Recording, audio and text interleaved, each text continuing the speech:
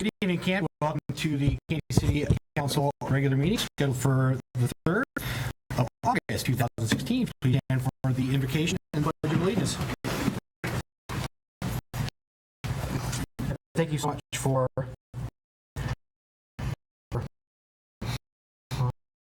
on the dot. Please watch over. Do the providers. We lift up those that are dealing. You lift them up and provide them with love. We ask these in your Son's name. Amen. Amen.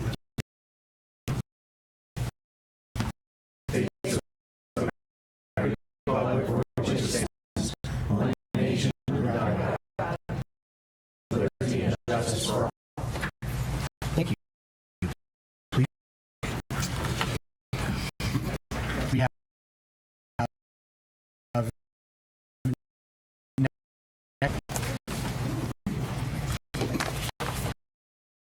Miss Ayers, how are you? I'm well, thank you. Good. And what a pleasure. Glad you could be here.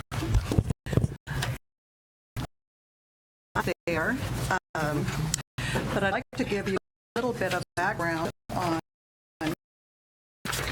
as you may or may not know, incorporated in 1998, and we have a C3 organization with the tax-exempt status, able to give tax-deductible receipts to all of our benefactors. All of our donors do receive a tax-deductible receipt. Our current board was installed pretty much all at one time in February of 2013. The stewardship of the prior board and certainly the carryover funds that they left for us to work with, which will be part of the donation tonight. We're continuing the hard work with this current and member board. We have an annual member. That's not necessarily the case, but we wish it would be. It's really expensive to be a member of the Friends and join on. So we really use those funds for library programs. We also do the book sales library in what we call the book garden. And we're gearing up for our 3rd annual Christmas Tour of Heads of those efforts. For specific areas to the new library.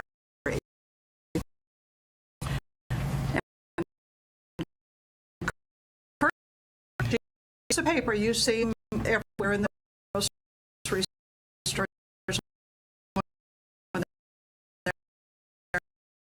There is a little picture of a book that you can either contribute $1, $5, or $10, and then your little book goes up on the wall.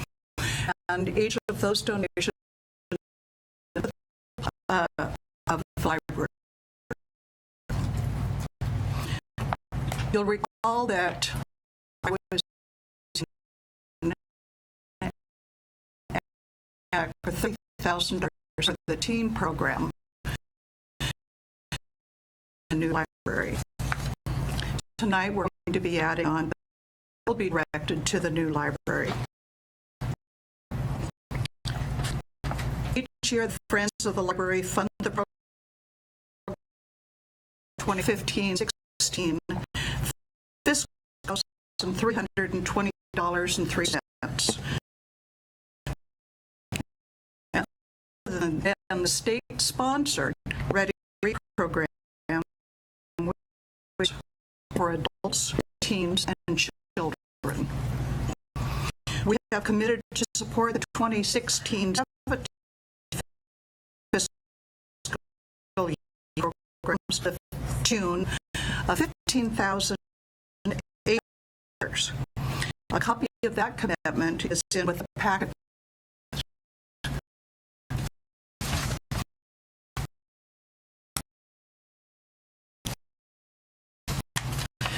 The donation that we're making tonight comes from a dollar donation in the donation jar at the library.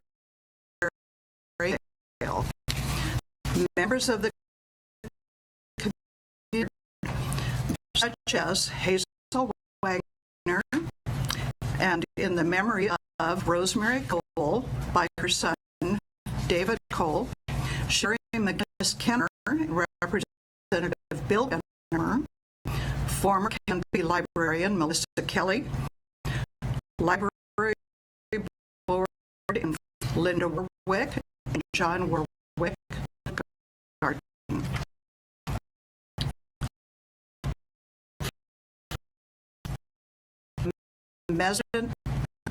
The Meadows residents, Bert and Lynn, Joe, are current, and who's in front of you. I tell you that the smallest donation we receive is $15, other than the $30,000. And out of the smaller donations to make the big donation possible. It may be any librarian seeing the discovery, friends see our library,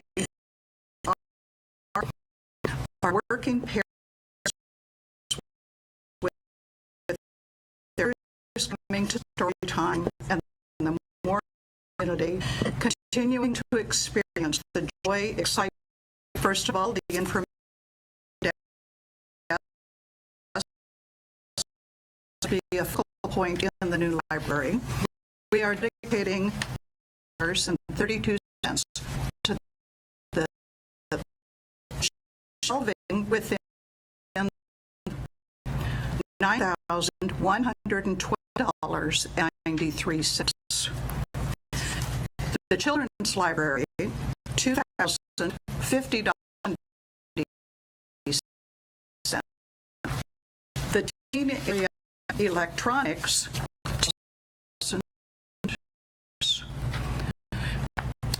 now there's going to be more shelving put in the new library other than just in order to really show off those new shelves, dedicating $12,867 collection,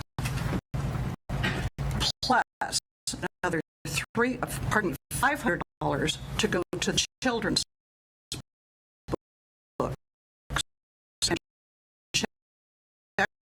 is loved and cherished by more than 8,000 people each month who want. Mr. Mayor and Council, 1937, a number of made efforts to have a library in the city of Canby. Having opened the first city library 1937 in this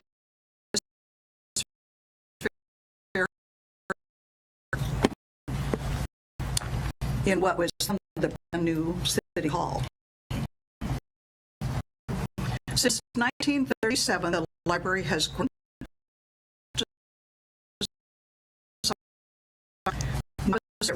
to new library and City Hall building.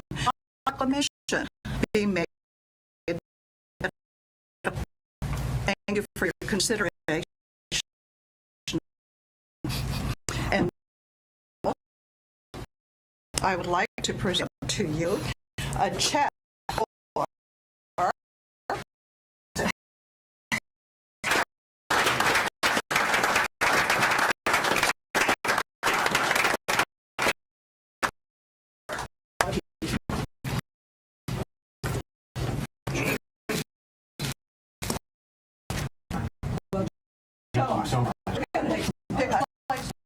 members who can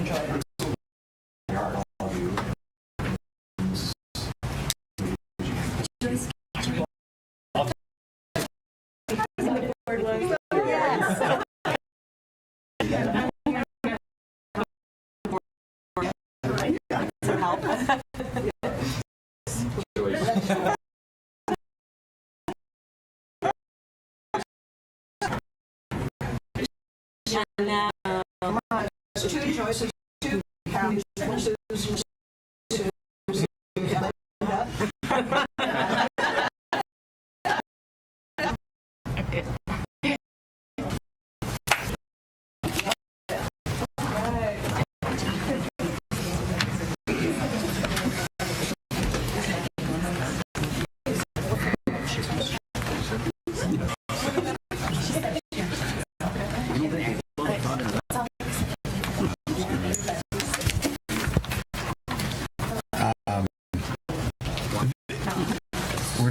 going to address here in the mayor report. I think I news remain.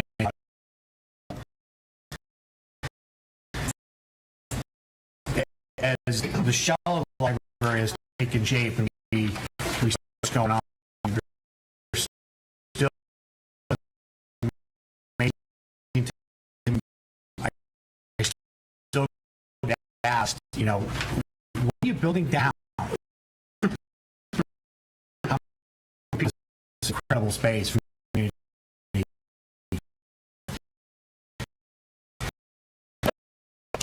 Joyce articulated in her report here, we've had Rotary involvement, we've had Canby Telecom, we've had countless other donations, and now, the Friends of the Library,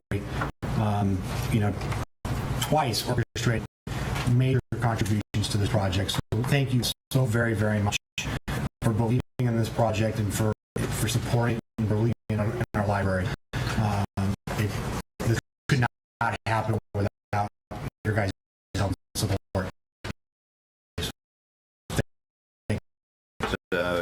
Received on our internal email and we're distributing publicly. We do have the grand opening for the library on Saturday. It says October 15th.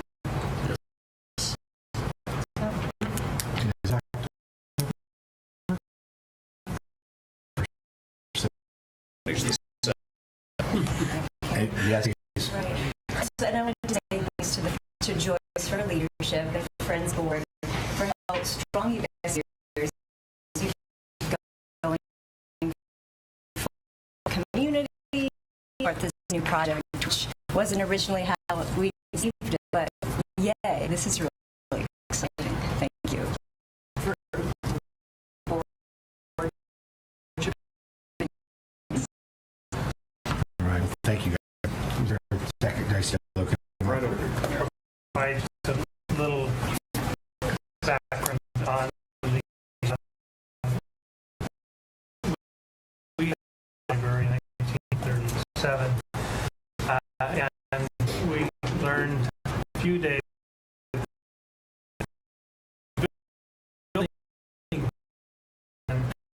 and be able to get everybody and get the computers working, and there was just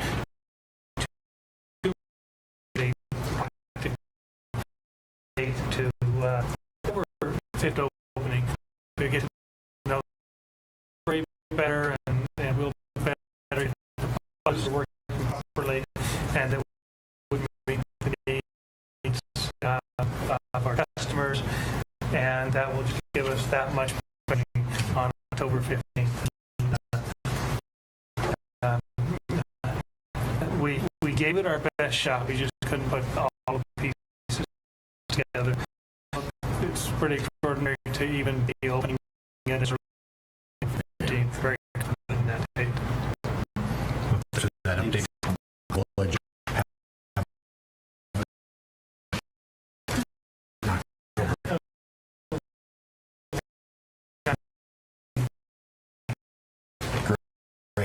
Thank you for that.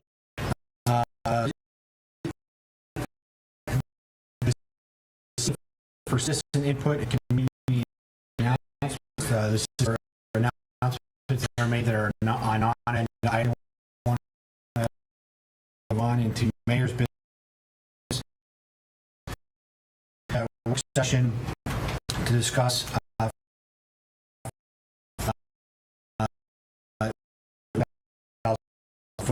level preliminary kind of beginning conversation about looking at our boundary, some of it inside of it. We get Dan's to you staff for getting our wheels spinning, the conversation on that. So you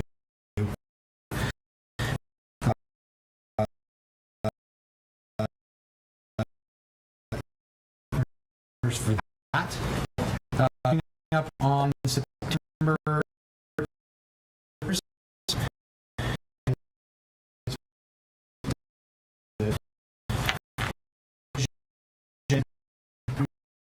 Hearts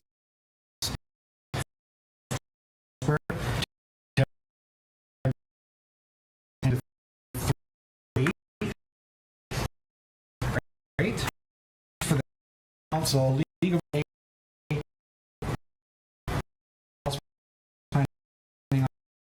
on that. We had a great visit. Actually, when I was meeting with, I think it was Rick and Mallory and Renata, we had a group of Japanese exchange students from our sister city were here in town, and they were on a tour of Canby and came by City Hall, and we got to give them a quick brief tour of the old building. It was very brief, and they came bearing chocolates from Japan. So, yes, before we leave tonight, we'll open it up and partake in some chocolate. You are going to share? Okay. Oh, you're making sure. All right, good to know. So it was a really nice visit, great group of students, and thank you to the host families that hosted those students while they were here. And then last piece for me, two more. Canby's big weekend is coming up. The end of August, we've got Canby's Big Night Out, which is the big what to do downtown on Friday night. And then Saturday is the car show, Dahlia Festival, Dahlia Run, Quilt Show. There's a whole bunch. Farmers Market is relocating to downtown. So that'll be over here, get my bearings, right out over here. So in a couple of weeks. So that'll be fantastic on that. And finally, Kim, the proclamation at the library for the library. Can we add that to the list of proclamations that we do? Fantastic. Thank you. That concludes what I have, and we'll start with Councilor Woodchuck. Thank you, Mr. Mayor. I don't have too much. The Canby Fire Board had a pretty short meeting as they were going to executive session, so my other meetings actually start this next month. I would like to thank the Chamber as well for the golf tournament. I only cursed once, so it was a good day. So we had a lot of fun. Anyway, that was a great. So he missed a 40-foot putt, and that was upsetting. Yeah. That's all I have. Thank you, sir. Well, yeah, I'd like to thank the Chamber for inviting me. And seriously, it was interesting to see how pleased the other participants were that the city had representation there. The number of people came by and said thanks for showing up. So I thought that was a worthwhile afternoon of getting to see some folks that normally I wouldn't get to see.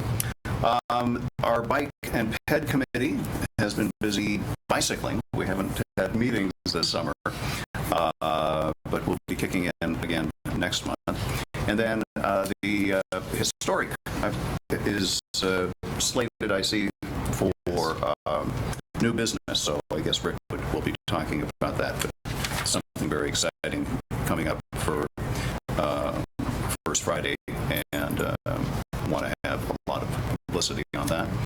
And that's all for me this time. Great. Thank you, Councilor. Council President Dale. Likewise, my thanks to Mallory and the Chamber for inviting me along for entertainment purposes to the golf tournament. That cart did much better than our That is true, yeah. And we have not had a Canby Utility Board meeting since our last report out, so that's it for tonight. Okay. Thank you, sir. Yes, sir. Councilor Hyde. Yes, hello. So the Library Foundation also has made a commitment to the new project project, I wanted to announce that. So they're going to fund a new account services desk. So there will be the Friends funded the other desk, the circulation or reference desk here, but there's going to be an account services desk separately. And so I wanted to say thanks to the foundation. None of them are here tonight, but thanks to them for jumping in and helping with that. And it's going to be built by a local company called Spectrum Woodworking. So that's doubly cool. Yeah. They're great. And also the library lately has been weeding. They've been, there's about 13,000 items they've weeded, so removed from the collection so far. And the targeted items are those that are 10 years old or older and have outdated information. So they just need to out with the old, in with the new. Those that information that's more relevant now. So good for them. Big undertaking. And then this is kind of interesting. I see that there's going to be a new wrap for the couriers. You know how we put our items on hold and they go through the county? So each of those courier vans is going to have this cool wrap on it. Super colorful. Kids will be able to identify with it, adults too. But it almost looks like a bookmobile. So I'm just so pleased that those will be marked throughout the county. So you see this trucking along on the highway and you'll know that your holes are in there. So that's cool. I'm pleased about that. And the summer reading program is going on, but it ends August 10th, so pretty soon it's coming to an end. It's been quite successful, I think. Lots of different programs for adults, kids, teens, everyone, and yeah, the numbers will come in later about how that goes, but it's been fun. My kids have done different things. The whole family went to this origami class, and it's just so hard for me, like, where am I supposed to pull? But my husband, rescued us because he's very good with origami. So anyway, it was good that we did that as a family. School district-wise, not much going on, but the track was replaced recently. Apparently, it's been 14 years since it went in, but it was beginning to delaminate apparently from the base, and so it was causing air bubbles and pockets, and it was deemed unsafe for the kids. So in fact, I didn't realize this, but their home track meets had to be farmed out at neighboring schools this spring, actually. And so they're pleased that they're back on safe terrain now after this reparation. So that's good. CAT, there's a couple announcements. Canby Area Transit, they're going to have a shuttle from the fair during the week of the fair. So from Tuesday through Saturday, that will be available. And then Tuesday through Friday, riders can catch it at Thriftway at the Transit Center, Fred Meyer, or at the fairgrounds itself. So there's 3 locations that it will travel to and from. And then Saturday, there's an extra stop that'll be at the Vietnam Era Memorial. So there'll be 4 stops on the big Saturday day. So they've made that available a couple years now, and that's a nice service that they do. And also, the director of CAT wanted to ask me to make a reminder. Dial-A-Ride is open to the public on an as-needed basis. So mostly their Dial-A-Ride customers are ADA customers. But if non-ADA customers need a lift now and then, they can call. It's actually 266-4022. First come, first served basis from 8 to 6. So I thought I'd make a public service announcement there to let people know that if you need to get around within our urban growth boundary, so City of Canby and then plus some, basically around the city limits, that can be available. Otherwise, Jamie Stickle hosted a debriefing after the Canby Independence Day, so a bunch of us brainstormed on what went well, what could be improved. It was really informational, I think it was a great brainstorming session. I was glad to be a part of that. And then the Kitty Caper Parade, the Kiwanis has been putting this on for years. It's a kitty parade that goes on the day that the fair kicks off, so on that Tuesday, and the kids line up by night school, and they wear a little badge, and then when their parents can get in for free that day. So I just wanted to put out a note to that. You register at 9 a.m., it starts at 10. It's pretty good fun for the kids to parade through the town, and business owners get out there and wave. They end up at the fairground, and in they go. So if you want to have your kids, your neighborhoods involved with that, go for it. Pretty fun. And lastly, there's Canby School District. There's this partnering that's going on. Canby Telecom, Bridging Cultures, and I think Kiwanis too is doing the STEAM. It was actually on the Canby Herald this week. So STEAM is science, technology, engineering, art, and math. Mr. Gingrich at Eccles is kicking off this pilot program. You got all these partners involved. Pretty cool. 20 kids are involved. My daughter happens to be one. She loves it. So they're taking computers apart. They're reconstructing new computers. They're learning some basic programming. They're going to do some 3D imaging imaging stuff, amazing stuff. So I'm just so pleased at this great partnership. So thank you for all those partners for taking this on. And these kids are just delighted. It's different genders, ethnicities, and he's got them all, and he's having a great time 4 hours a day. So it's pretty intense. Great. Little kids, like third and, well, kids going into fourth and fifth. So super exciting opportunity, I think. Tim Dalesby. New crop. And I guess the Bridging Cultures on that note, their last picnic of the summer anyway is August 13th at 11:30 at Locust Street Park. So a little plug for that too. Yeah, that's all I've got. Great. Thank you, Councilor. Councilor Coleman. Mr. Mayor, speaking of the chamber, next Tuesday is their annual or monthly lunch, and it's at the fairgrounds, and it's an awful lot of fun because they kind of get in the mood of the fair and rodeo, and it's 11:30 on Tuesday. It's a great event to attend. On the Canby rodeo front, they've been working very hard to get the grounds in good shape, and one of the things I was going to point out, if you go to the Clackamas County Event Center, their website's very user-friendly. You can see that Tuesday, the 16th, is Children's Day, Wednesday, Senior Citizens Day, and it just goes on through. So it's a really helpful guide to tell you what's going on. Yes, sir. Radio tickets this year, reserved seating is all online, right? I believe you can get all that online. And the fair ticket office is very informative if you have any questions. I also attended the debrief meeting of 4th of July recap, and I just want to congratulate Jamie and everyone that worked on that. That was a wonderful event and just a lot of fun. On the Planning Commission front, I'd also just like to commend our planning director and staff and planning commissioners who have been working very, very hard, pouring over all kinds of documents. And, if you think about how much has gone on, if you just close your eyes for just a moment, and you drive up the hill from Canby Ford, and on the right, we've got the new Dutch Brothers, and there you've got the FOP tap room. The whole Safeway complex was purchased by another outfit that went in and put in new facade improvements. You've got Starbucks, AT&T, and a haircutting facility. You move your way on down to where the laundromat was, and in one of the recent Planning Commission meetings, Tom Scott gave a very elaborate presentation along with his architect, and they've got a beautiful building slated to go in there with expected 2 restaurant-type facilities and one with a drive-through, and then a non-restaurant-type facility. And you continue on down the way, you've got a brand new Fred Meyer gas station. You've got a series of new stoplights through town. There's just been an awful lot going on, and they've been working really hard, and we're just so fortunate to have such a good group that works so well together. And downtown, I'd just like to congratulate Parsons. They've been out there working really hard, painting the facility. I think last year there was a bad storm and they had to replace their awnings. So good job to Jeff getting that all tuned up. And Jeff's doing that himself. He is. He's been working really hard. And the backstop, my goodness, you can't say enough about how hard they work downtown. Just a lot of good things going on. On the traffic safety front, just have to thank our city manager, Rick. He's just been tremendous in the support of our traffic safety efforts. Our police, especially Nolan Booth, our traffic safety officer in town, and the citizens' input, and the whole group, just really dedicated group, really working hard, really trying to improve the livability and safety in and around town for citizens and bicyclists and joggers and just everyone. Also, just like to congratulate Eagle Elsner on their paving work. I think they've been doing a really good job around town, and that's really a big improvement.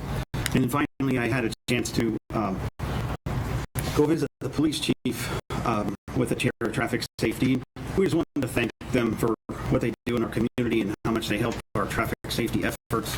And we really want to work together with them and try to find ways that our group can help their efforts and get the citizens involved as well. And I could go on and on, but let's see. Just a couple more things. Kind of try to keep up with you, Tracy. Behind the Fred Meyer, you'll notice they're moving a lot of dirt, and that's making way for the Sequoia apartments that'll be going in. And the McDonald's since we last got together is up and going strong. And that's all I have, Mr. Mayor. Perfect. Thank you, Counselor. Appreciate that. Yeah. We will now move into the consent agenda. Mr. Mayor, I move to adopt the minutes of the July 6, 2016 City Council regular meeting, the minutes of the July 12, 2016 City Council special meeting, and appointment of Cameron Jones to the Canby Public Library Board for a term to end on June 30th, 2020.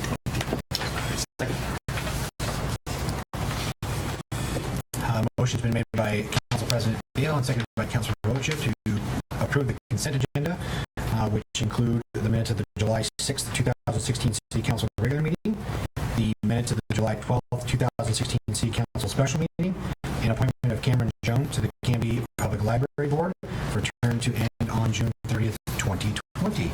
All those in favor? Aye. Anyone opposed? That carries 5-0. Next on our agenda this evening is a public hearing for a supplemental budget for the 2016-2017 fiscal year. I will quickly read through our format here for the public hearing. The matter presently before the hearing body requires a public hearing.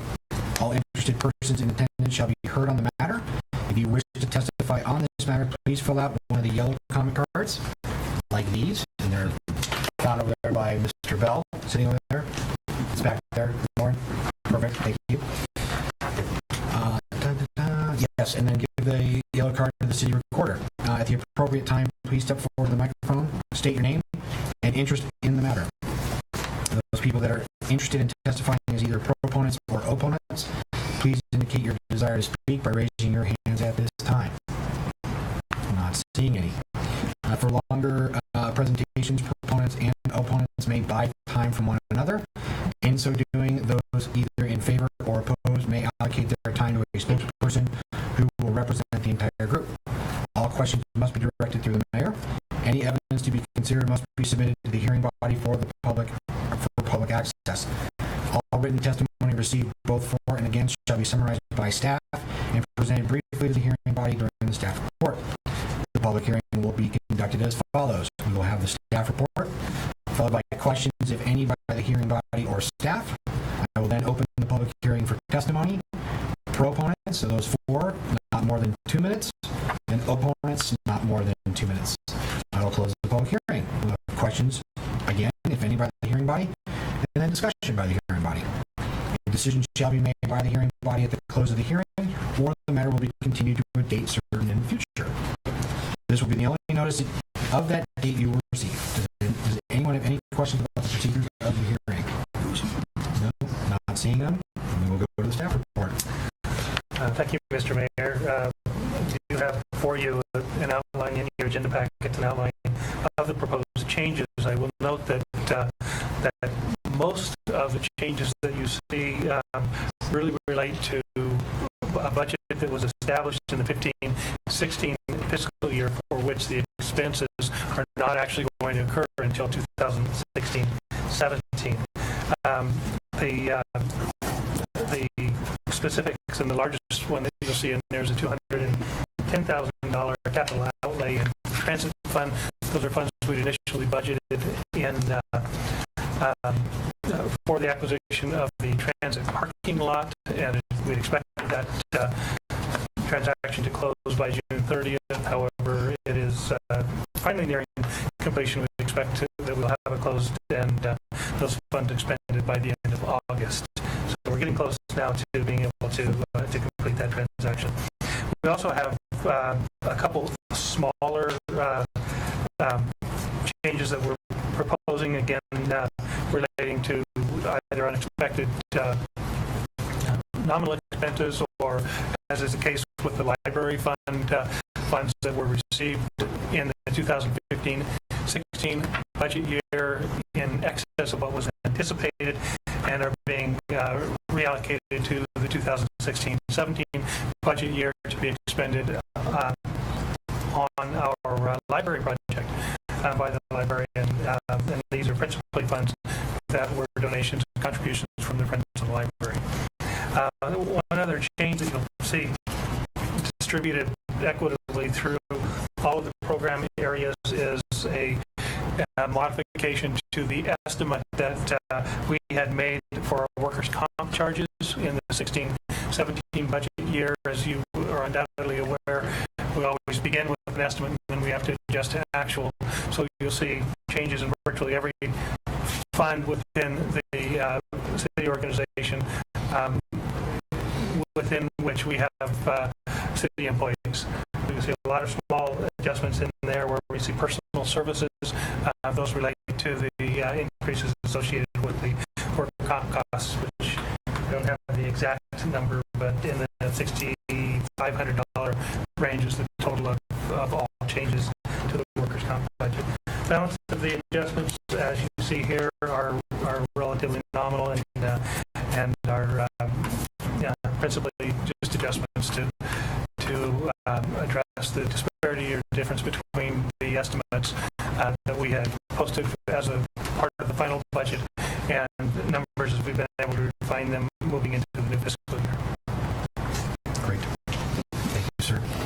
Any questions at all? Just one little one. Yes, please. Yeah. The economic development materials and services on page, I guess, 23 of the packet, 5,873. I'm just curious what that was. Do you see that page 23? General fund, the budget summary. Oh, this is a summary and adjustment for not just economic development, but several departments within this big list that is listed here. So the total of all of the materials and services adjustments to adjusting the estimated to actual is 5,873, and is distributed in some part. The state of Oregon requires in our reporting that we report by object, which, and what we try to do is give you a little bit greater breakdown than that. But the 5,873 really reflects the changes made in all of the budget units within the city's general fund for materials and services. And we didn't break those down specifically for you. Okay. Thank you. Any other questions? Okay. Then I will officially open up the public hearing for testimony. Is there anyone in favor who wants to speak? Great. Okay. Seeing none. Anyone against us adopting this? Okay. Seeing none, I will close the public hearing. Any additional questions or discussion? No. Okay. Great. I will move on. Thank you, Rick. Next on the agenda, moving into resolutions and ordinances. Kim. The first item we have is Resolution 1244. This is adopting a ground lease between the City of Canby and the Canby School District. Kim. Once again, several months ago, I was approached by Trip Goodall, the school superintendent, about a question and concern that Trip had relative to the lease payment that the city was making for the lease of the property that has on it both the adult center and the swim center. After some conversation with Trip, we had agreed ultimately to an arrangement in which the city would waive its right to receive the fee that the schools traditionally pay to the swim center, and in exchange for that, the schools would not seek an additional increase to our annual lease payment. What that means is it's equivalent of about between a $10,000 and $11,000 increase in cost, and that increase in cost translates for budget purposes to a reduction in revenue of $10,000 to $11,000. It was a compromise solution between Trip and I, and we both feel that it reasonably accurately reflects the fair value of those leased properties that we have very great need for. Usual clashing of those two properties, you know? Yeah. Yeah. This is not any, this is certainly not a new story. It's a discussion that's been before the council many times. You know, for those of you here and at home, we have an interesting situation with Canby School District in that the swimming pool and the Canby Adult Center buildings, the city owns and operates and maintains, but the dirt under them is under the ownership of the school district. So we have to, I see chuckling in the crowd, that is true. That is an interesting dynamic that we have to revisit almost annually in terms of conversation and whatnot to redo the lease or work that out. So It wasn't our idea. no. Yes, thank you for clarifying that this is not something that We're we. going to start over again. This isn't how we do it. We actually drafted the amendment to the ground lease in such a way that the measurement criteria is the average of the payments made by the schools to the swim center for the periods 2010 through 2015. That's how we were able to determine the $10,000 to $11,000 range.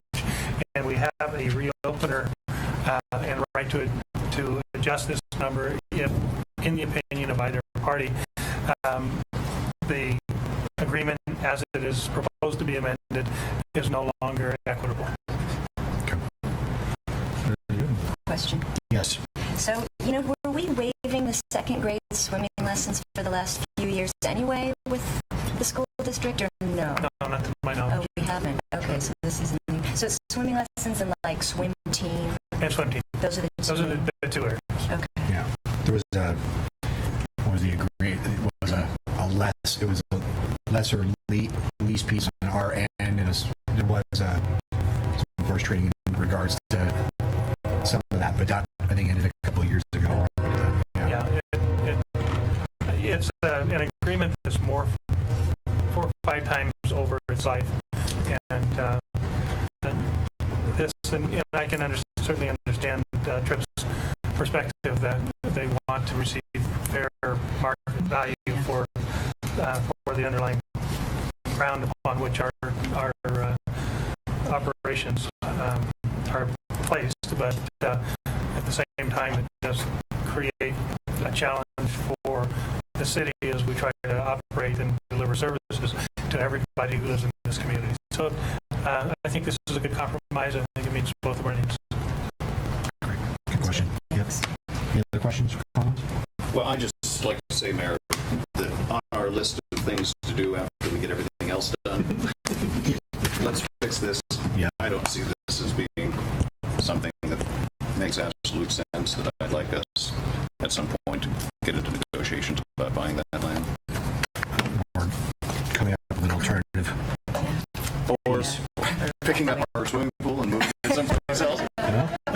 Hey, sometimes visionaries have to do crazy things, right? So, perfect. Well, I'll take a motion to, if there's no other questions, a motion please to accept the resolution here. Yeah, I move that we adopt Resolution 1244, adopting a ground lease between the City of Canby and the Canby School District number 86. Great. Thank you, Councilor. Second. Motion's been made by Councilor Height and seconded by Councilor Coleman to approve Resolution 1244, adopting a ground lease between the City of Canby and the Canby School District number 86. All those in favor? Aye. Anyone opposed? That carries 5-0.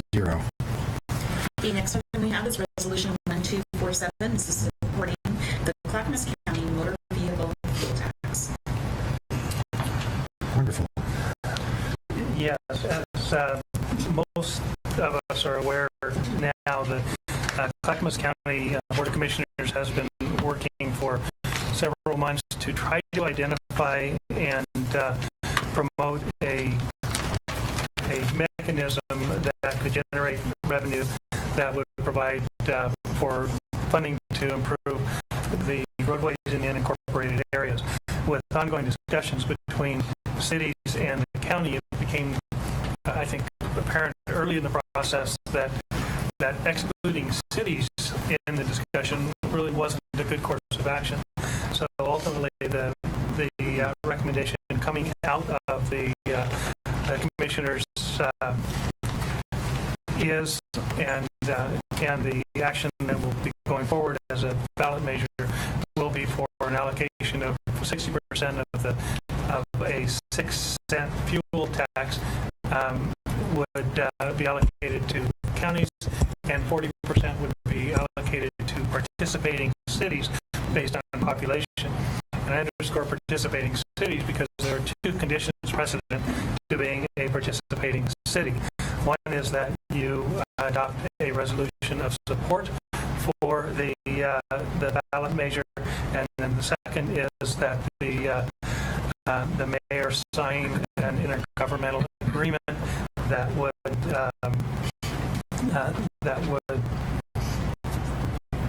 define and designate the process under which the participation agreement would occur. And what the IGA does is it sets out the allocation methodology. It sets out that the cities can't participate unless they in fact do adopt the resolution and the intergovernmental agreement, and then it establishes the term of actually the ballot measure establishes the term of the tax, the fuel tax, which is 7 years.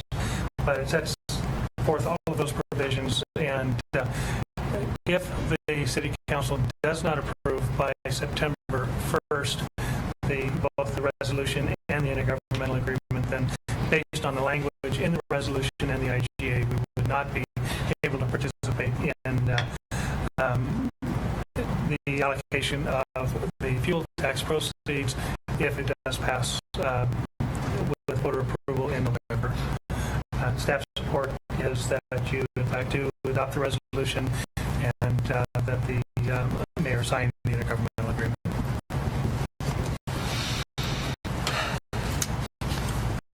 No? You guys first. Questions? Comments? Rick, just to point out for the public, the city council is not given the option to opt its citizens out of the 40% of the tax. It's an all or nothing deal. It is. And if we do not agree to support and sign the IGA, then the tax that our citizens pay will be distributed to other cities or kept by the county. Yes. In the event that it actually If the measure passes. If the measure passes. Yeah, and yeah, so it's essentially an all or nothing initiative.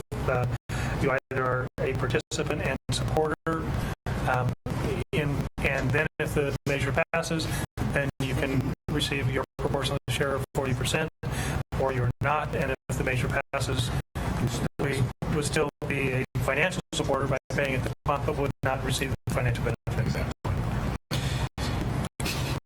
Go ahead. No, please. Oh, okay. Go ahead. Okay. I can wait. Okay. Though So I'm trying to blood on my tongue. I'm just going to share that right now. The 40%, it's in here somewhere. How much would that generate for us in Canby? Like 10,000 or something? No, Or was it's actually in the Somewhere in this. I read it not too long ago. Put it in here. 282,000. Okay. Over 7 years. How much? 282. Over 7 years. Okay, not each year, but over the 7 years, it'd be 282. And that's based on an estimate of population. The population factors would be adjusted each year based on a reanalysis of growth within each city. To be spent on our Our transportation infrastructure needs within our city limits. within the city limits. And they take care of anything outside the city limits. Okay. and those few roads that happen to be county owned within our city. They're not on the list. That's not on the list. No.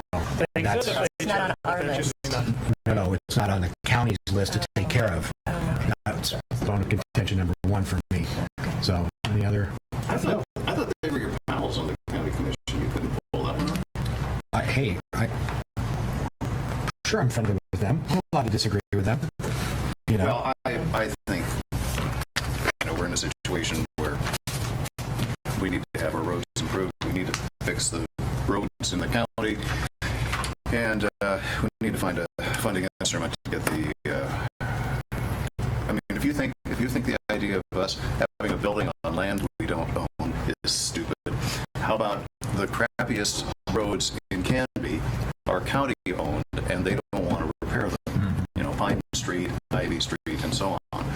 So this does give us a vehicle to try and bring those up to city standards. Rick, correct me if I'm wrong, it's 3.2 miles of county roads within the city limits? I meant to bring them at my It's okay. Yeah, 3.25 if I remember. Okay. Here's my deal, my issue, or plural issues, and I shared it with the council. I did not go and speak to the Board of County Commissioners because my understanding was that at the meeting that they were going to clean up the language, and they did. However, they did not take out the support through resolution or receive nothing piece. And so I've been on the phone much of the last 2 weeks with a myriad of mayors across the county, and there's actually a couple that are not going to approve this, and they're going to recommend that they're scissoring not vote in favor of it. The reason being is they don't like the hostage language that's in the they see it as being held hostage, and in terms of do this or get nothing, kind of a piece to it. When I've been on the Clackamas County Coordinating Committee now for 6 years, 7 years, and I would say 4 of those years have been talking about transportation and how cruddy roads are and what we're doing or not doing, and had a plan put together, and then the Board of County Commissioners basically took our plan and threw it out and said we're going to do our own, and this is their own. So it's been a bit of gnashing of teeth. And my other big piece is this, that I've gone and I've talked with Chair Ludlow and I've talked with Commissioner Salvis about this, is that none of the projects are roads within our city limits, and that has been a big piece for me, is that they're not, and some of the roads, the project list is all roads outside of Clackamas, or out of Canby, so unincorporated Clackamas County. In some of those roads, they definitely do need help. My suggestion to the Board of County Commissioners was include the city streets within each city on that list around them. So if the pavement condition index that they use to measure breakdown of pavement, if we've got a city street that falls within the work on list, the project list, then it should be done. Well, that did not happen and did not fall on, or fell on deaf ears on that one. So it's all about the roads around Canby, around Happy Valley, around Oregon City. And so this is what's on the table for us to, show our support that, yes, we're supporting the Board of County Commissioners to go out and ask the voters if they can add 6 cents per gallon to their fuel tax to improve the roads in unincorporated Clackamas County. And we get a portion of that back in that we can then, how much? 282 over 1,000. Okay. And how much did we spend this past year on the paving project that's going on right now? About 670,000. So almost $700,000 a year that I've been on the council. There's been as much as $1 million, and we pave quite a bit back, maybe not this year, but in years past. So roughly 300,000 doesn't get us very much. Okay, so I will leave it at that. I'm not real pleased with the language here, but that is what is before us. If we want to show our support, we'll begrudgingly sign it and deliver it to Paul Salvis, or Commissioner Salvis, tomorrow when I see him, and go from there. So that's what's, I'll get off my soapbox now. I'll comment on the language. I think that their idea is they want to make sure that it's kind of like a soft endorsement, though, of the city's right to say, hey, we want this to pass, and our citizens will see us taking the lead on this, Sure. and then vote for it, of course. So that makes sense. They're saying, are you in? We're saying yes, because we got to be in to receive. I see the point. Sure. Well, and that was my conversation with Commissioner Salvis, was because originally the gas tax, the county was going to just take it all. And we, the city, said, hold on a second. No. So you want our support, we want we want a piece of the action. Right. Well, they said, well, you want a piece of the action, then you need to step up and support it. So we zigged, they zagged, and that's to where we're at, kind of. Okay. So we're being, we're asking to put money where our mouth is. And that's what they're asking. So yes, it is a soft endorsement that I'm sure will go out and say, Canby City Council supports and Gladstone supports and Milwaukee supports and so I'm sure that will be a leverage tool to show. Sure. What's the chances of any of this language being changed between now and then? I know after conversation with Mayor Holliday, there was a group of mayors that were trying to get the language changed, but there's probably not a very good chance it's going to change. Not enough time for them to meet the September 1st deadline that we're on. And so if the Board of County Commissioners hold to that date, then there's a good chance there's a couple of cities that I think they're going to get around the resolution by doing a proclamation instead of a resolution, and so... That's just rebellious, though. I mean, I see their point. I do too. It's interesting. And so, we've been asked to,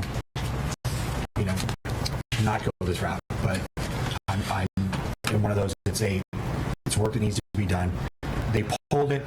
They did polling, and it was like 51% favorable for, a 6-cent gas tax.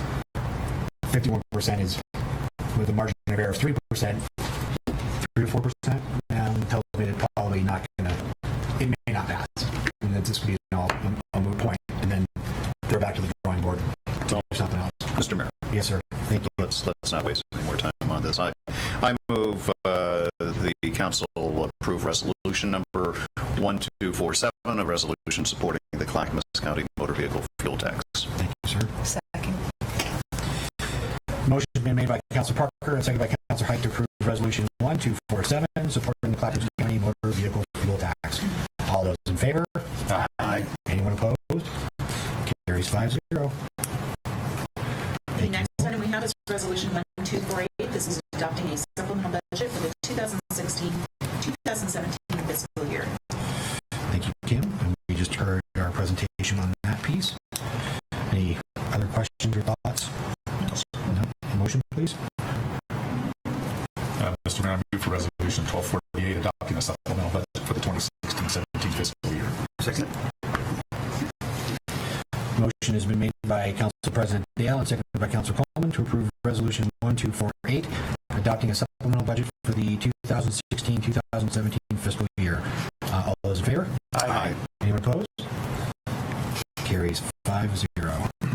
The next item we have is Resolution 1249. This is authorizing the mayor to sign an intergovernmental agreement with Clackamas County and participating cities of Clackamas County to share motor vehicle fuel tax revenues. We've had our conversation on that. Motion, please. Or not. Mr. Mayor, I move for resolution 1249, a resolution authorizing the mayor to sign an intergovernmental agreement between Clackamas County and participating cities of Clackamas County to share motor vehicle fuel tax revenues. Second. Okay, motion's been made by Council President Dale and seconded by Councilor Height to approve resolution 1249, authorizing the mayor to sign an IGA with Clackamas County and participating cities of Clackamas County to share motor vehicle fuel tax revenues. All those in favor? Aye. Anyone opposed? Carries 5-0. The next item we have is Ordinance 1447. This is amending Canby Municipal Code, Chapter 5.04.190 regarding business license exemptions in the city of Canby.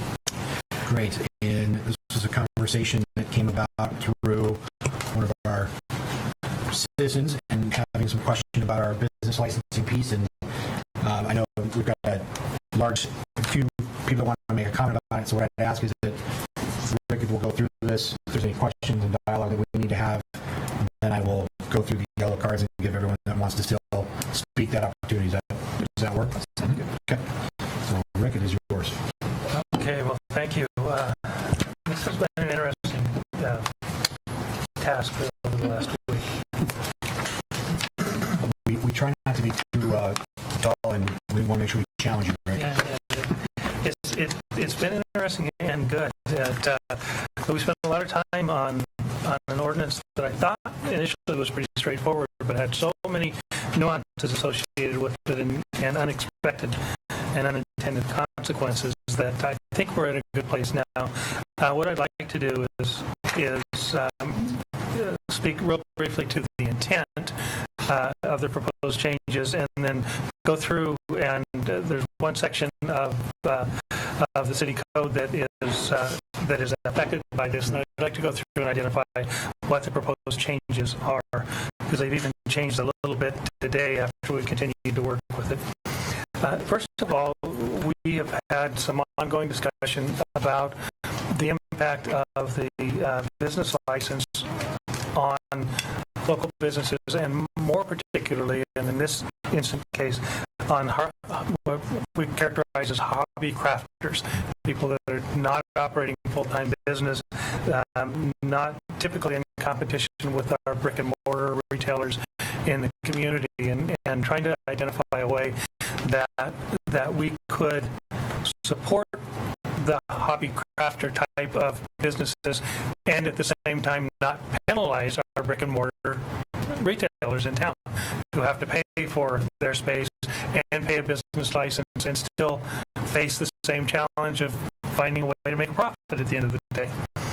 And I think that what we've been able to develop actually accomplishes that. And I'd like to step through it real quickly with you. And the changes are in the exemptions to the business license itself. As outlined in a new A through J, an existing garage sales as described in the chapter remains unchanged. So the exemptions relating to garage sales as otherwise described stay the same. Participants of all official city-sponsored or sanctioned events and the Canby Farmers Market. What we had before was participants of all official city-sponsored or sanctioned events as a B, and then we had a C, which was General Canby Day and Canby Saturday Market, which was the farmers market. But because General Canby Day is now Canby Independence Day, and now a city-sponsored event, it no longer needs to be listed. And thank you, Catherine, for bringing that to my attention today. So we removed Canby Independence Day as a listed activity and modified the paragraph B to just say all official city-sponsored or sanctioned events and the Canby Farmers Market are exempted. Paragraph C, General Canby Day and Canby Saturday Market are struck from the language. D does not change, and that is any person engaged as a landlord, and the balance of that remains the same. Municipal, state, and federal agencies are exempted, and that does include those events occurring at the county fairgrounds in town. All nonprofit organizations are exempt from the business license fee, but are still required to complete an application. This is the same. We just cleaned up the language to make it a little more readable.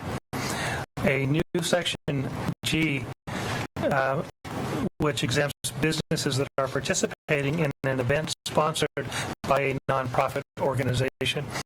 And we were trying to find a way to appropriately address activities, and I'll speak to it again in J in a little more detail, but we have circumstances in which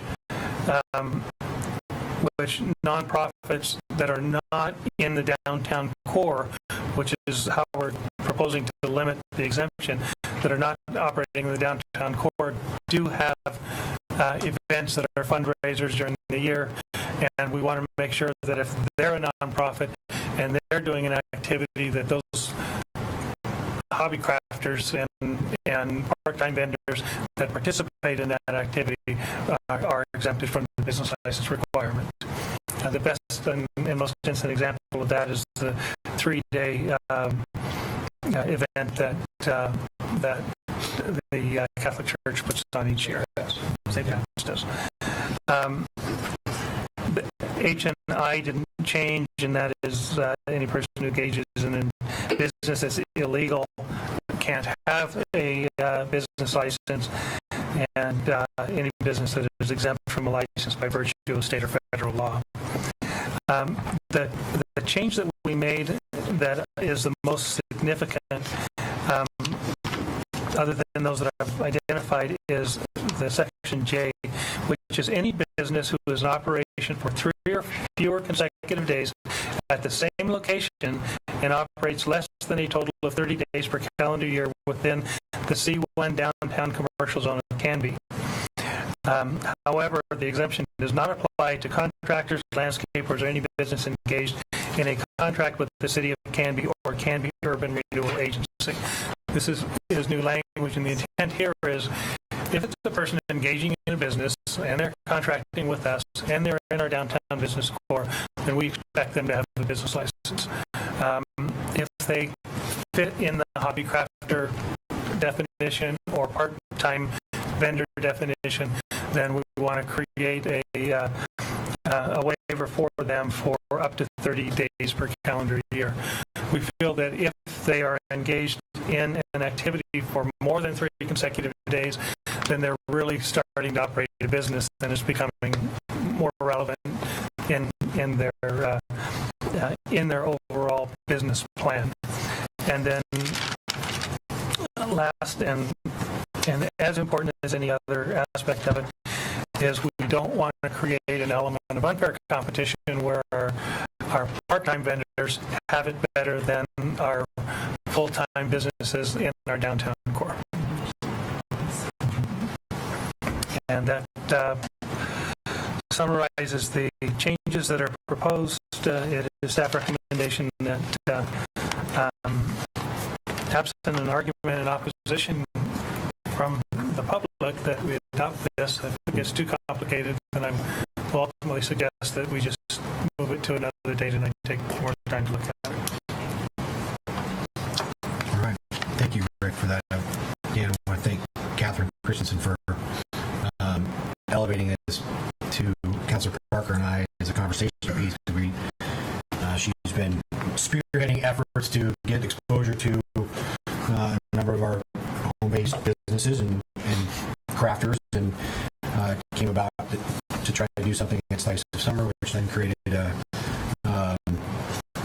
question of like, okay, well, who gets a business license, who doesn't, whatnot, and had some conversation. And so here we are with verbiage and whatnot that I think seems to tighten this up and clarify, I think, which will, I'm seeing nods yes by some of our home-based businesses and crafters that are here. So questions, comments, anything that I'd like to make one additional comment, and I regret that this isn't how I started this discussion, and that is to express my appreciation to both Kim and Aaron for looking at this and poking holes in the original drafts and identifying things that weren't going to work, and giving us, in fact, what I think is a much better set of rules that will help guide us through kind of a complex issue. and so just as a clarifier, so part of the exemptions, because I think this came up in conversation today, so if somebody is participating in the farmer's market, which is like 27, say 26 weeks of doing the farmer's market, that does not count to their 30 days. It does not. On top of The 30. Okay, so going with letter G, so businesses that are participating in events sponsored by a nonprofit organization. So, for example, Slice of Summer, which is put on by Canby Music Boosters, which is a nonprofit, that does not go against their 30-day. Yeah, if it is sponsored by a nonprofit, then that would be the case. Okay. Any other comments or questions before I go to the yellow cards? I think I wanted to commend our city staff too. It's clean, it's concise. I think you walk the fine line well between the brick and mortar stores and the part-time crafters. So yeah, well done, I think. Yeah. But the part I liked about it there was the turnaround on this. I think we did have a time-sensitive issue coming up later this month, and I brought this to you. You took it direct, and even at a time when city staff is slammed, we were able to turn this around in pretty quick time. So that's the way it's supposed to work. But this is a very busy time for the city. We're trying to bring a new building online. We're trying to sell 4 properties, and we're trying to do all this without a finance director. So we've got to make sure that we don't have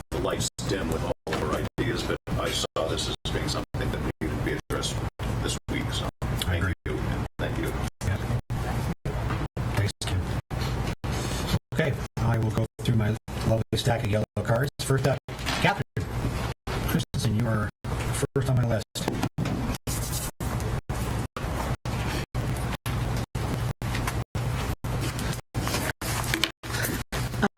Brian, thank you so much for taking this matter to hand right away. And Councilman Parker, thank you for putting up with my incessant Facebook messages. So, and Mr. Administrator, I don't remember your name. But thank you for working on this. And on behalf of the Canby Handcrafters, my little group, there's a whole lot more. They just didn't make it, but I've been working real hard to establish this group so we can participate in the community. And like I shared with some of you, for some of us, we kind of ride the cusp. Maybe it might be time for us to step up and get our business license. For others, I know it would just totally take them out of the whole scenario. They would be done.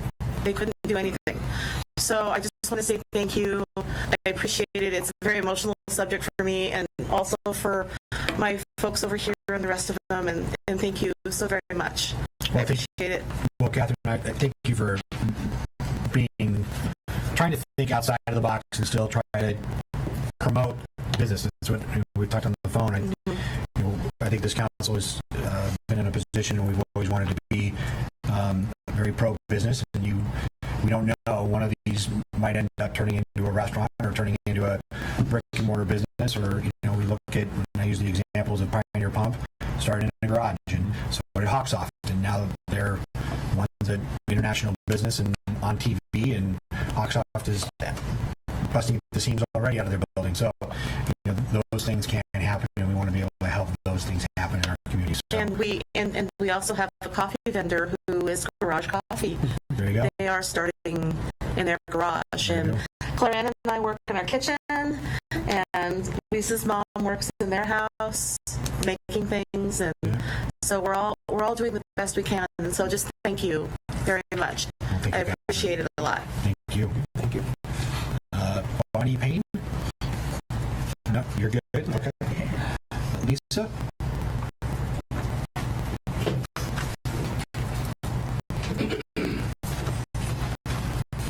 Hi.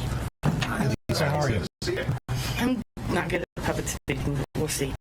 Actually, it clarified a lot to me because I didn't think the Saturday market would be included. So, and that's 4 events a month.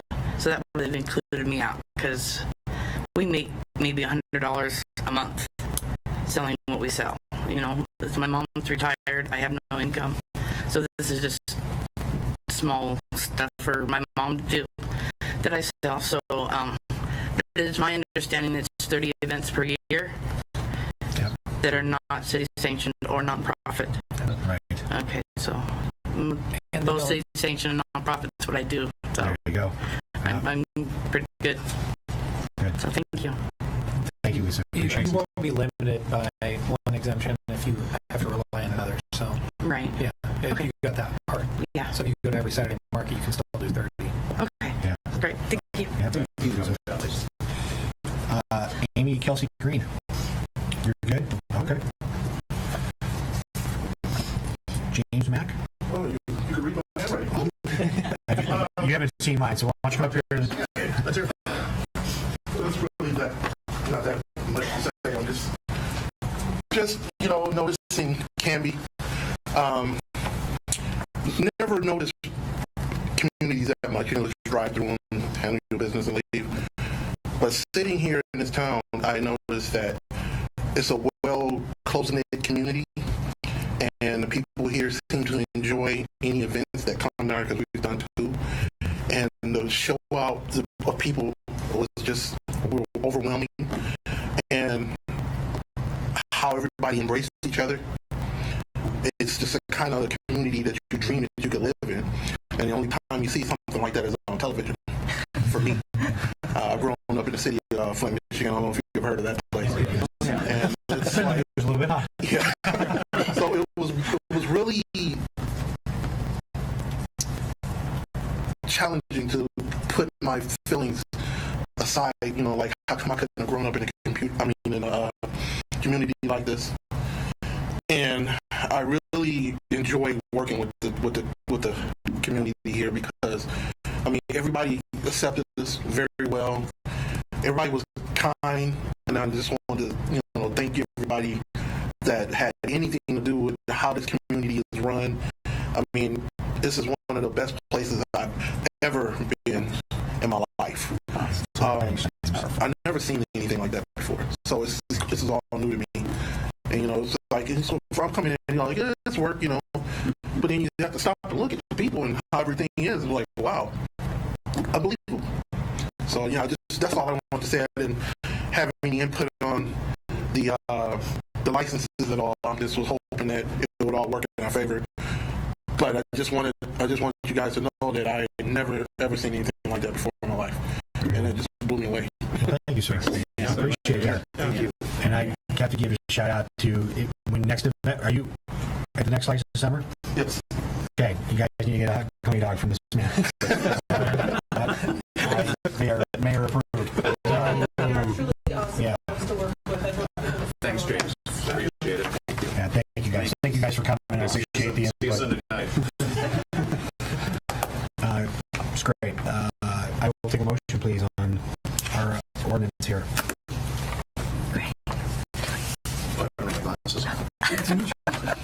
Mr. Mayor, I move for ordinance 1447, amending Canby Municipal Code Chapter 5.04.190 regarding business license exemptions in the city of Canby. And I'll second that. Thank you. Thank you.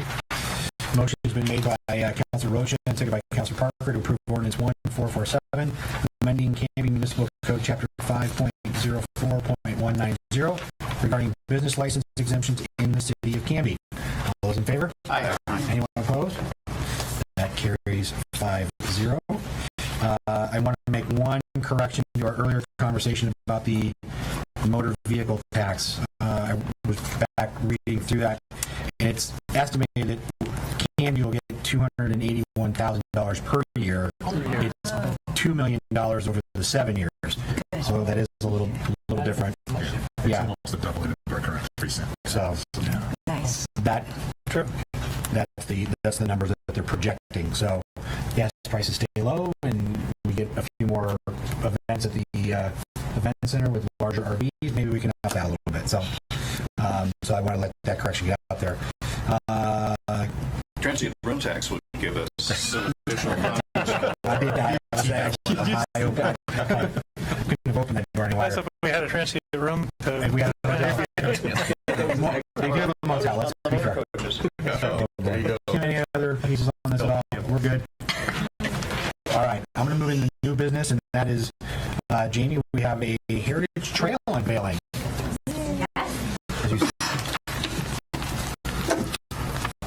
Thank you, Jamie, for hanging in there. Oh, you get me next meeting too. Oh, Two different points. ah, dog. Exciting. Yeah, let's thank Lauren for hanging out. So, as you guys have heard us talk about for years now, the plan for a heritage trail with the city's historic review board has been underway, and it started with an idea of could we get plaques and put plaques on some of our more historical buildings to start to tell the story. And finally, this year we were able to get 2 different grants, one from the State Historic Preservation Office and one from Mountain Hood Territories that's administered through the Canby Area Chamber of Commerce. That's allowed us to put a dazzling finishing touch on plaques and brochure that you are getting a fresh first look at. So what we want to do is we want to unveil this, and what better night than First Friday. So First Friday, 6 p.m., August 5th, in Waite Park, we'll be unveiling the plaques. All of the plaques will be there. They won't be on the buildings yet, but we're going to signify where the buildings are by putting balloons throughout the town so that you can walk from one to another. And we've really tried to make sure that not only the buildings are kind of spread apart so you can enjoy our beautiful downtown, but that they're also from different eras. So one of the things that you'll see that the building that the Wells Fargo is in is actually included, and somebody might say, well, that's not historic. Certainly it's more than 50 years old, and it just helps to tell our story.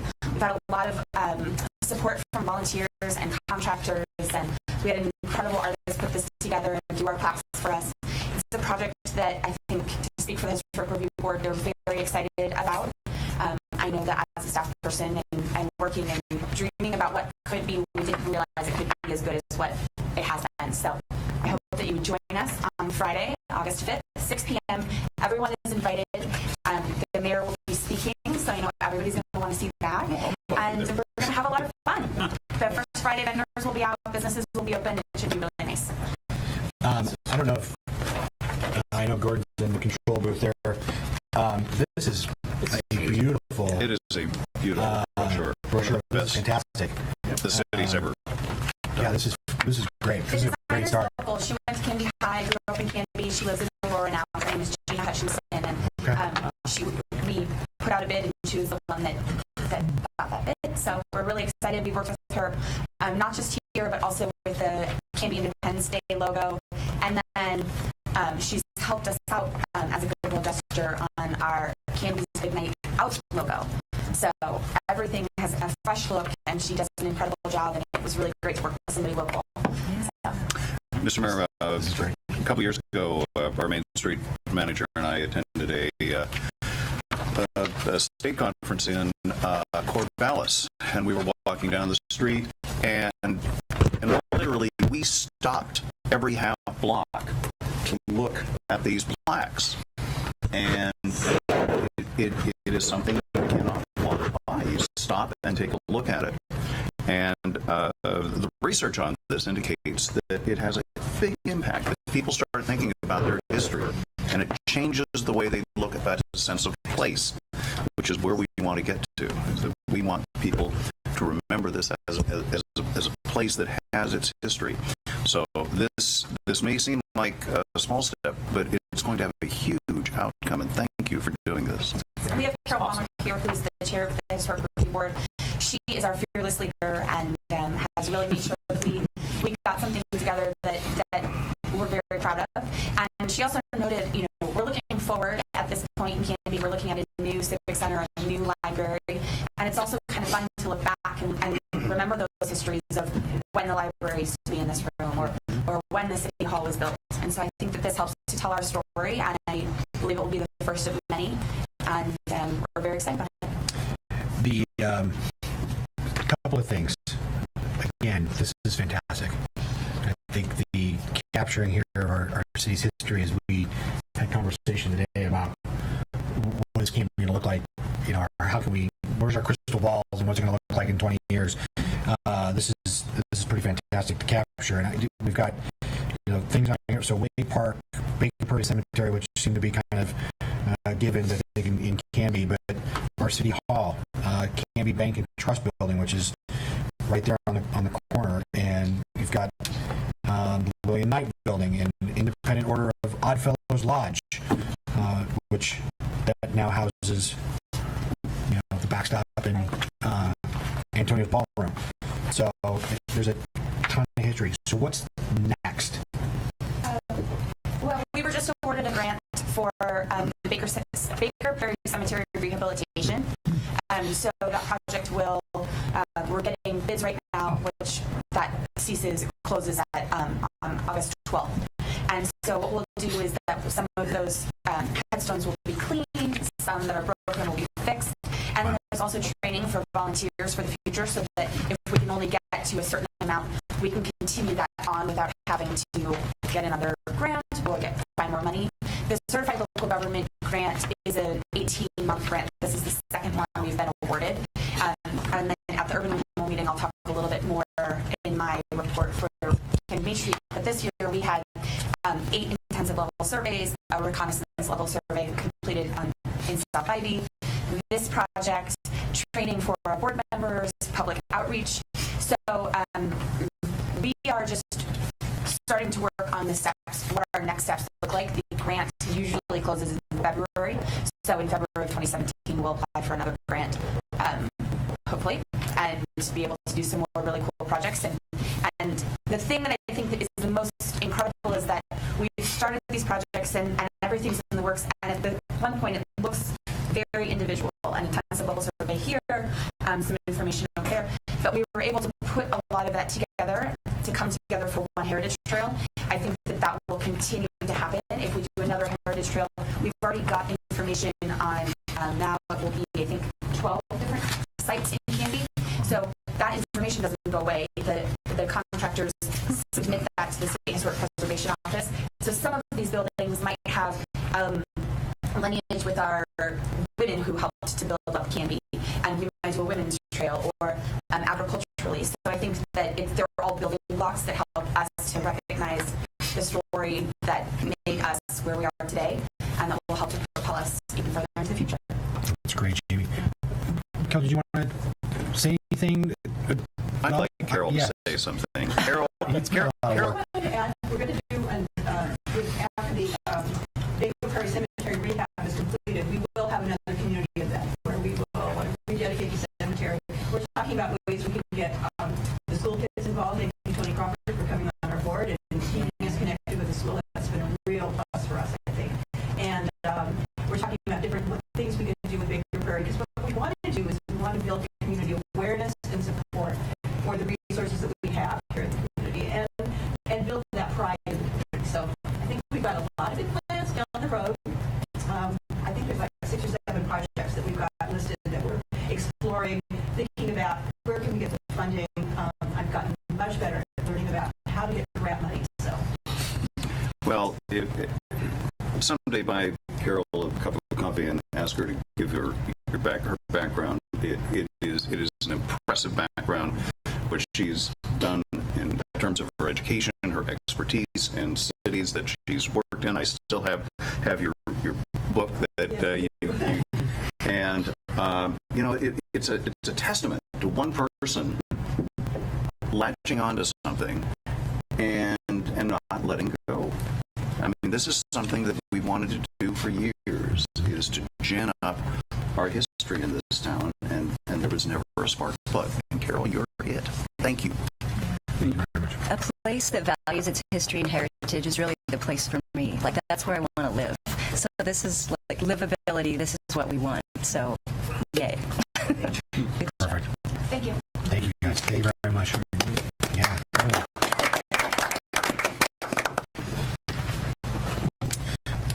City Administrator, Business and Staff Reports. Just very quickly, I need to report that the county is going to be paving county roads within the overall geographic area, but outside of the city limits. So they'll affect people coming into and going out of the city. We have two 3-day road closures that the county has planned. One August 15th through 17th. Barlow Road will be closed from Highway 99 to Knightsbridge Road, and then again a 3-day closure from August 22nd through 24th. Barlow Road again will be closed from Highway 99 to Lone Elder Road. Figure a way around for sure. Yeah, find another way. Each will be 3-day closures. They have 5 different areas that they will be working in, but the road work is planned to occur between 7 a.m. and 7 p.m. So if you're traveling in the morning, leave early. If you're traveling in the evening, leave late. And don't use Barlow Road between August 15th and 24th. Done. Will not do that. And I would just remind everyone one more time, October 15th for the ribbon cutting at the library. Perfect. Thank you, sir. Next opportunity for citizen input. Any? No? All right. Action review, Kim. You have approved the consent agenda. You've adopted resolutions 1244, 1247, 1248, and 1249, and you've approved ordinance 1447 to come up for second reading on August 17th. Wonderful. Thank you, Kim. Joe, is there an executive session tonight? There is none. Perfect. With that, I will tell you at home, hang on, we're going to switch over quickly to the Urban Renewal Agency meeting, which Council President Dale will chair. So stay tuned. I will take a motion to adjourn. So moved. A second, please. Second. All right. We have officially adjourned our City Council meeting. Thank you, Canby. Mr. Dale. All right. We'll call to order the Canby Urban Renewal Agency special meeting of August 3rd, 2016. With the indulgence of the agency, we'll just ride on the City Council's opening ceremonies. Next up, we have citizen input. Do we have any citizens have input for the agency tonight? And next up, community announcements. Do we have anything, Kim or Rick? I do not. All right. Next up, we have the consent agenda. I move that we approve the consent agenda, which include the minutes from the June 15th, 2016 Urban Renewal District Agency special meeting. Second. It's been moved by Vice Chair Hudson, seconded by Commissioner Rocha, to approve the consent agenda, which includes the minutes of the June 15th, 2016 URD Agency special meeting. All in favor, say aye. Aye. Aye. Any opposed? Carries. Next up, we have new business, facade improvement application for Bell Properties, LLC. Perfect.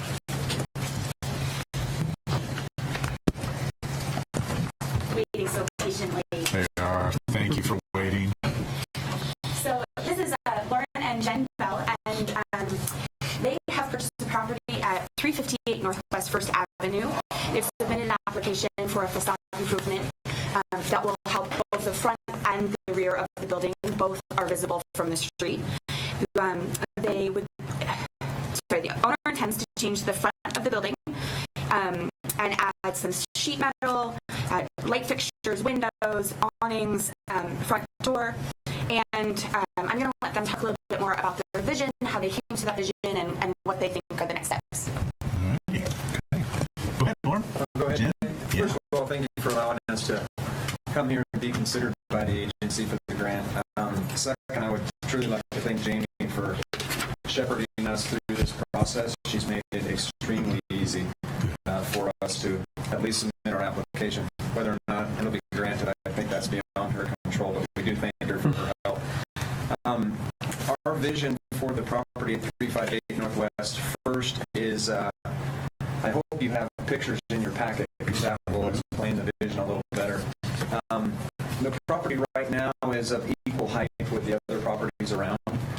We intend to raise the facade of the property, if you will, about 4 feet, so it will look taller than the other properties.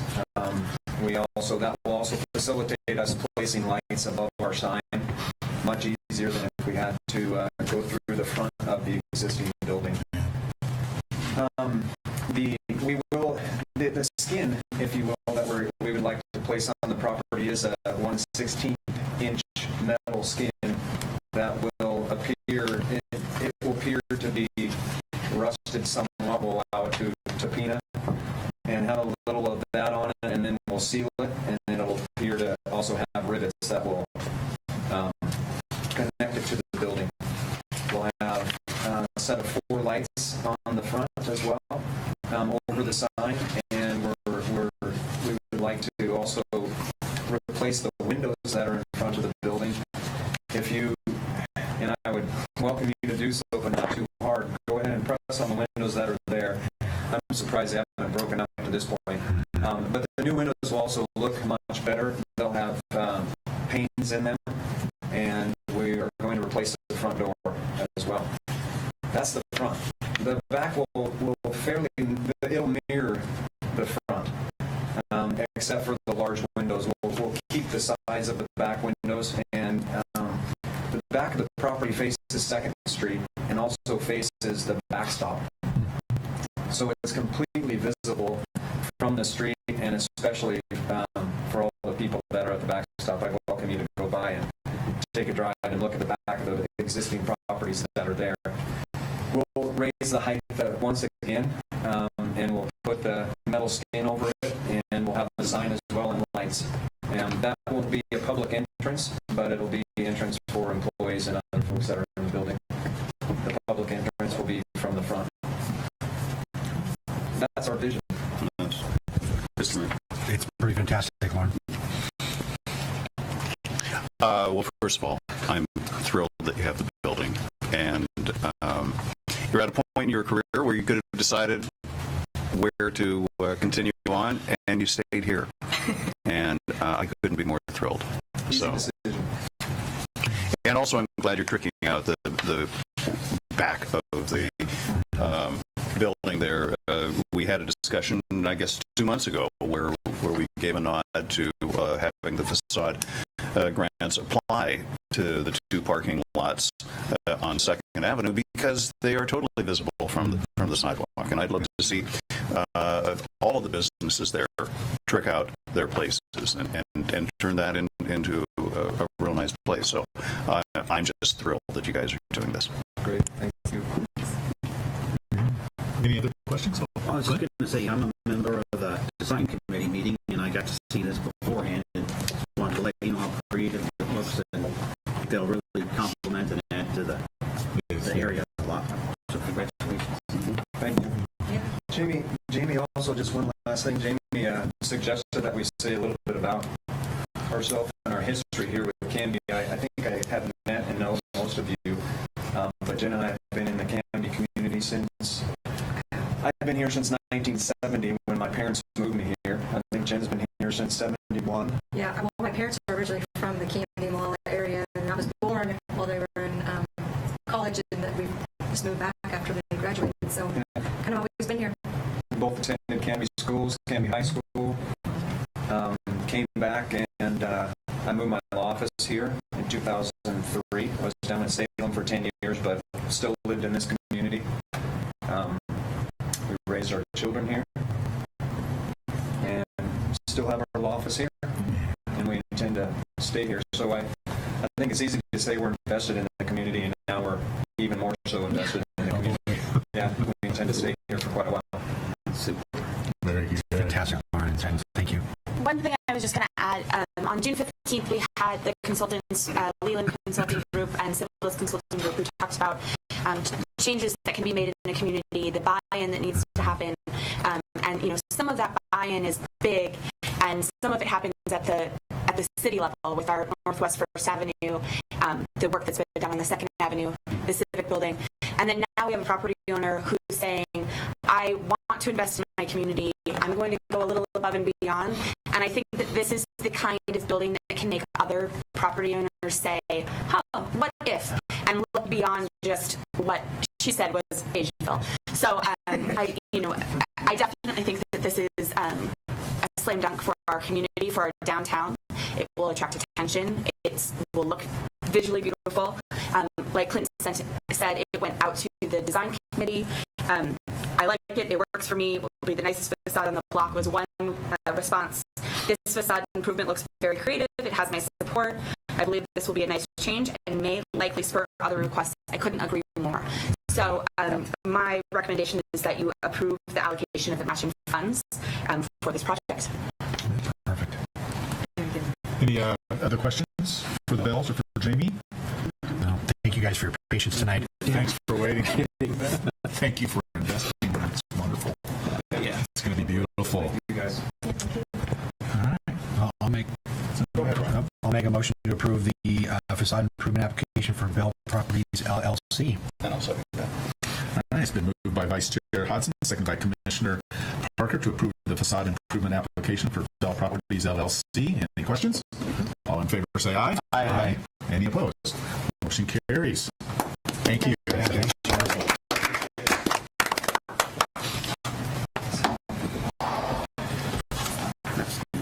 Best job shadow my son ever had was with Lauren.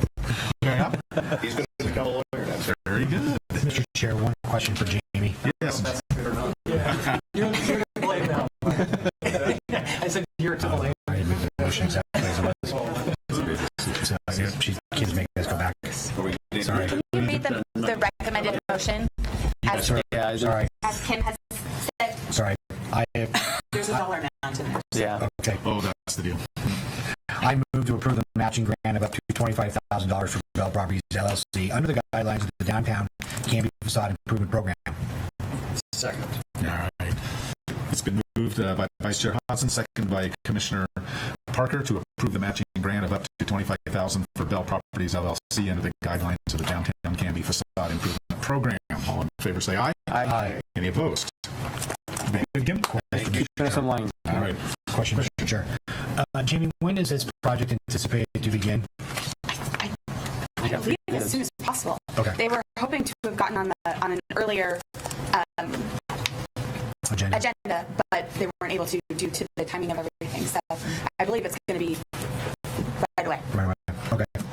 I think this is, if it goes by the pictures that they're showing of the foundry, it's going to look fantastic. Yes.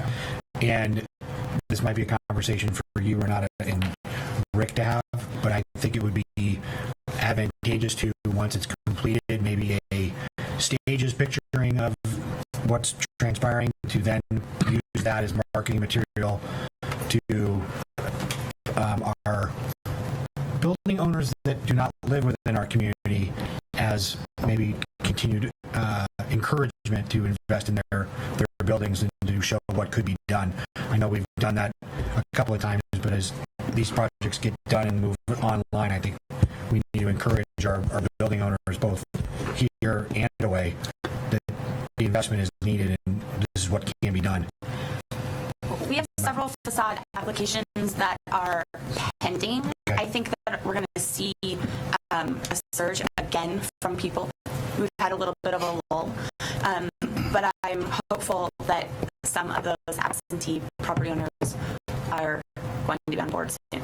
I don't want to say absentee. I just they're not, local maybe as it could be. That's all. Okay. Foreign and domestic. Foreign, yes, foreign and domestic.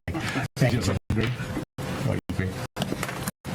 All right, Jamie, Main Street report. Yes, that's very dark on there. I apologize. No. But I'll talk a lot, so I'll help to supplement if it's too dark. Pardon? Would turning the lights off help at all, or? I. Okay. Can you see it? Okay. So for the 2015-2016 Canby Main Street report, as every summer I come back to you guys and talk a little bit about what we've accomplished and look ahead. And it's really kind of a fun experience to go through and think about all that we've done. We've talked about some of those things tonight, and we're going to go through all of them right now. So the Canby Main Street mission is to carry out the Canby Urban Renewal Plan to ensure economic vitality of the downtown commercial district, revitalize buildings and street environments, and enhance Canby's identity through promotion of downtown. The Canby Main Street program is built on the National Main Street 4-point approach, which looks at promotion, economic vitality, organization, and design.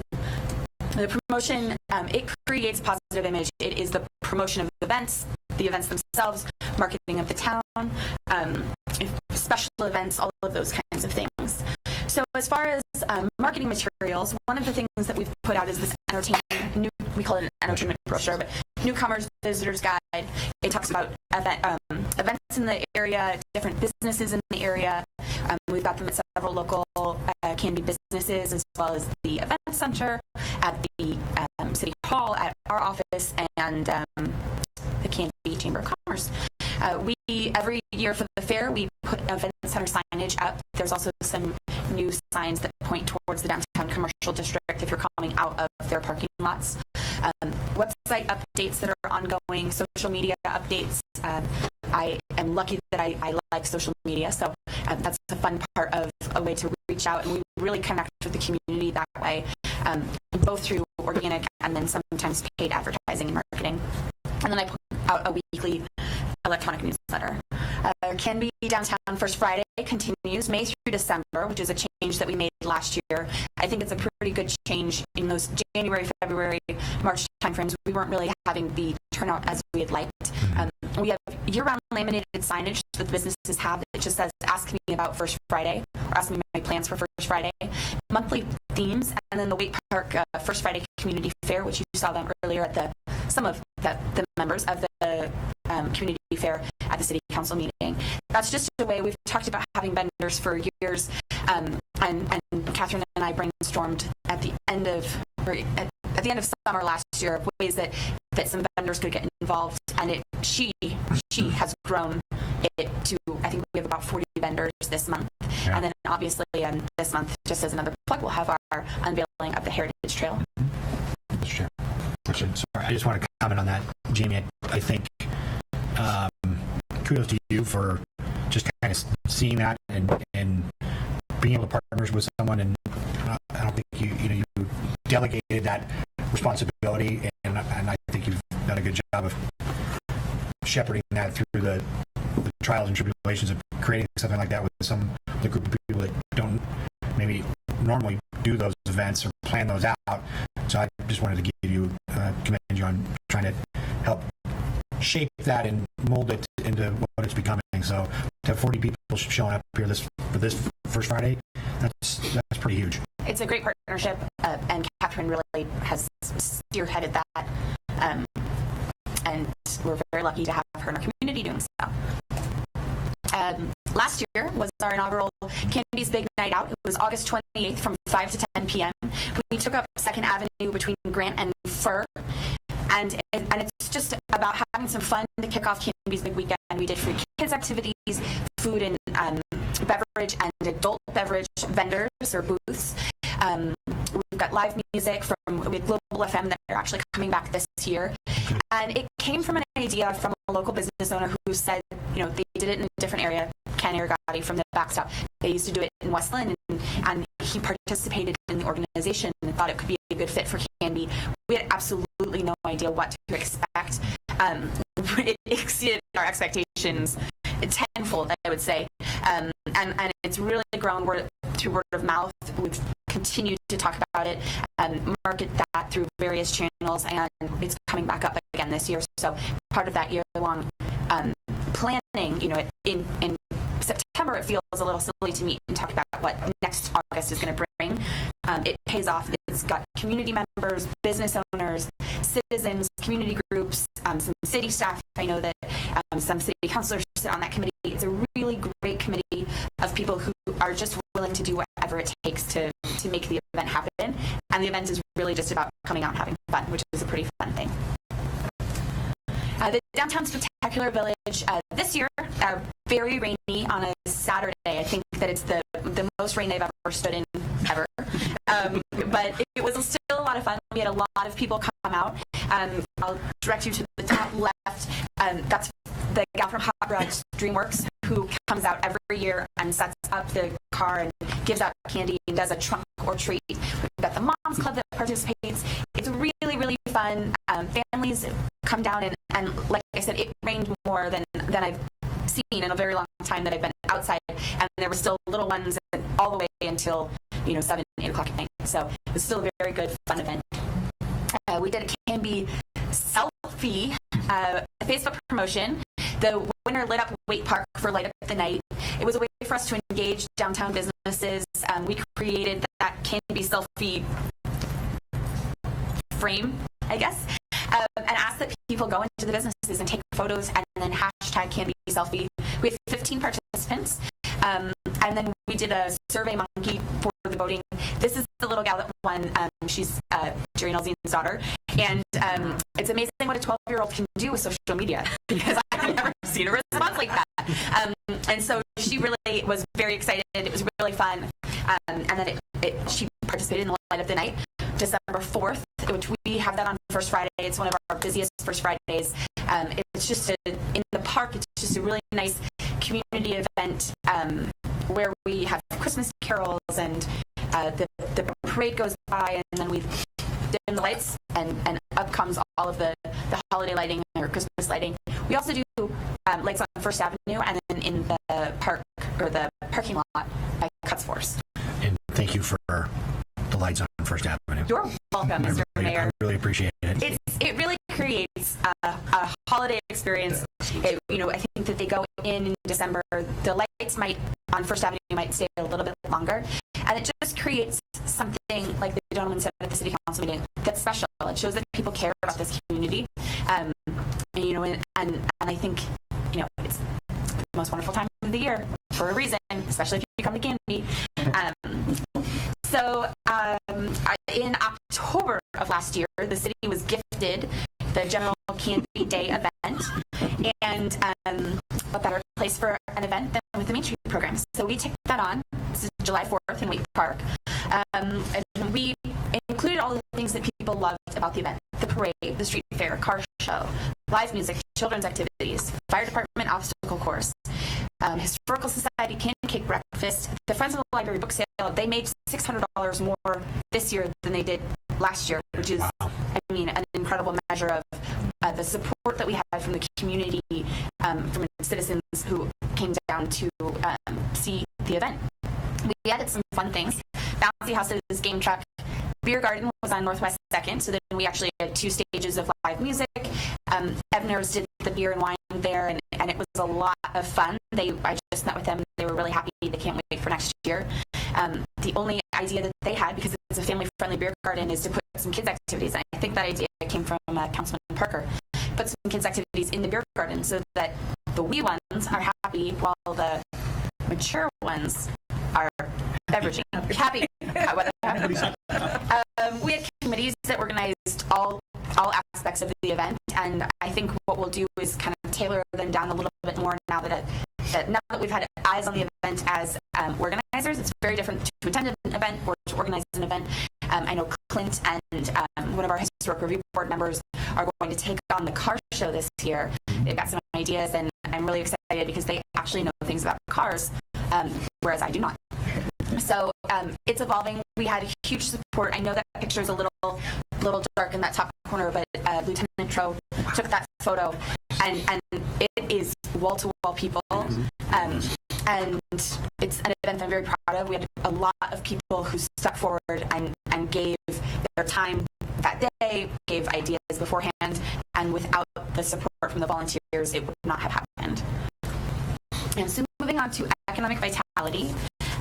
So this is about recruiting and retaining businesses, helping with available properties, some of the things that we'll see with the redevelopment here on the civic block.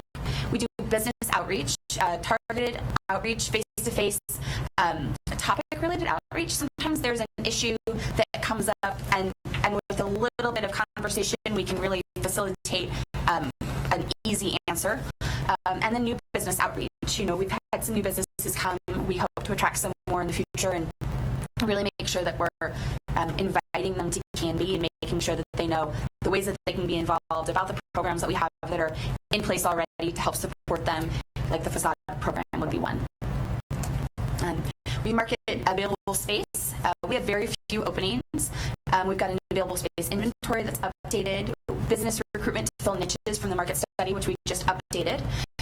There's that connection with the property owners, which, we don't know all of them. They don't all live locally, but some of them, even if they live in Portland or Seattle, they at least know who to call when they've got an available space.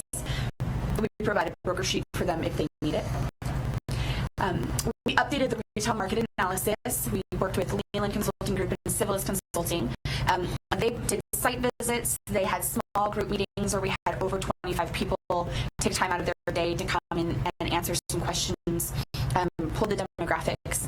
They presented on June 15th the report with some action steps, and some of those are just about connecting people a little bit better. If there's someone with a good or service that could better be fit together and really know about each other, that we can help to do that. Other ones are reaching out to property owners. I think the facade application by the Bells is a really good example of a way that someone can elevate the look of a building. And I look forward to using that as we move forward in recruiting businesses for the civic block or other vacancies that we have downtown. Organization is an interesting kind of the overarching aspect of this all. It really works on building the partnerships, recruiting volunteers. I was sitting in a meeting last night, and I think I had four or five people there, and most of them do things on other committees, because I always say I'm like the mob. Like, once you get a little close, I'll just bring you all the way in. So, have John Sirlett, Historic Review Board, part of the Independence Day celebration. It's late. I've had a lot of coffee. We have our community partnerships with the Downtown Merchants, Chamber of Commerce, Public Library, other Main Street programs, which is really great because we'll beg, borrow, and steal any ideas that they have that might work for our town. And it's encouraged that they beg, borrow, and steal from ours as well. Our Flower Basket program, our banner program, the Historic Review Board are just some of the community partnerships that we have. The Oregon Main Street Network is an incredible way for us to learn and grow and for training. There's quarterly meetings, networking, and idea sharing opportunities. The listserv, which is always pretty active of us coming up with ideas or sending out questions on how other communities our size deal with things. Then training from the National Main Street Center, I participated in the training in February 2016 with the Project for Public Spaces. They picked only 5 states in the U.S. to work on, and we're lucky that Oregon was one of those. And it was talking about ways that you can do interesting, small, they called it lighter, quicker, cheaper. So how do you do things for not a lot of money tomorrow? Which is very interesting because when we had our retail consultants out, they called it the Tomorrow Plan, I believe. But she had a very similar thing. And how do you make things happen that don't cost a lot of money?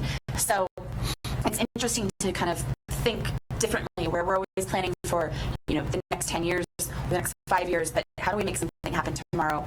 The Dalles is a good example. They have parklets that they put up every spring, and they're utilized by people who are patronizing those businesses, or some people who are just walking by and want to play chess in a little parklet that takes up a parking spot. In 2015, I was named the Oregon Main Street Manager of the Year. I had to put it in there. It seems so silly. And it's just something that I'm very proud of professionally and publicly, or professionally and personally is the one. So that happened with the conference was in the Dalles. The National Main Street conference was in Milwaukee, Wisconsin this year. And as per the course, I had no expectations of what Milwaukee would present. And it's interesting because on one hand, you see this great light, and then on the other hand, people are trying so hard to do little things. They had one area that was a parking lot that was underutilized, and with some creative people and some paint, they were able to change what the parking lot was used for, which was obviously parking, to creating this public space that was not cornered off or anything, and they invite the community down. And while that might be the first step, the second step is that then it ended up getting people engaged in that space from a property owner and a developer standpoint, and they have to now vacate that space because it's going to be developed into something else. So it was really interesting to see the revitalization efforts that are underway there, and to, again, kind of imagine what could be in our town. The city's Historic Review Board is going gangbusters. This past year, we worked with the Philander Lee Tree, partnering with other community groups, including the Historical Society. There are plans for us to work with Bike and Ped. We're working on potentially a National Register nomination, and then that certified local government grant, which was awarded in early 2015. This year, it brought us 8 intensive level surveys, public outreach, the Heritage Trail brochure that you were given earlier, training for our board members, and a reconnaissance level survey. And a lot of those are either built on other things from previous years, or they are the building blocks for the future. The Philander Lee Tree is located on Package Containers property. It was included in the Oregon Heritage Tree Program. It's only the 68th tree that has been added to that list, and the only one that was accepted this year. And so it's a way for us to market our town. People do travel to see historic trees, so it's a way for us to market our town and to be able to show off one part of our history that Philander Lee sold the property that became Canby, which is pretty incredible. The Community Partnership Program grant is something that we worked on this year. It was awarded in spring of 2016, administered through the Canby Area Chamber of Commerce. We actually were awarded 2. One for the Canby Independence Day celebration for marketing and advertising 50 miles from Canby, which was some of that advertising. The VIA magazine goes to AAA members. That comes to some people in Canby, so we were able to pick things that might also attract our citizens or very neighboring towns.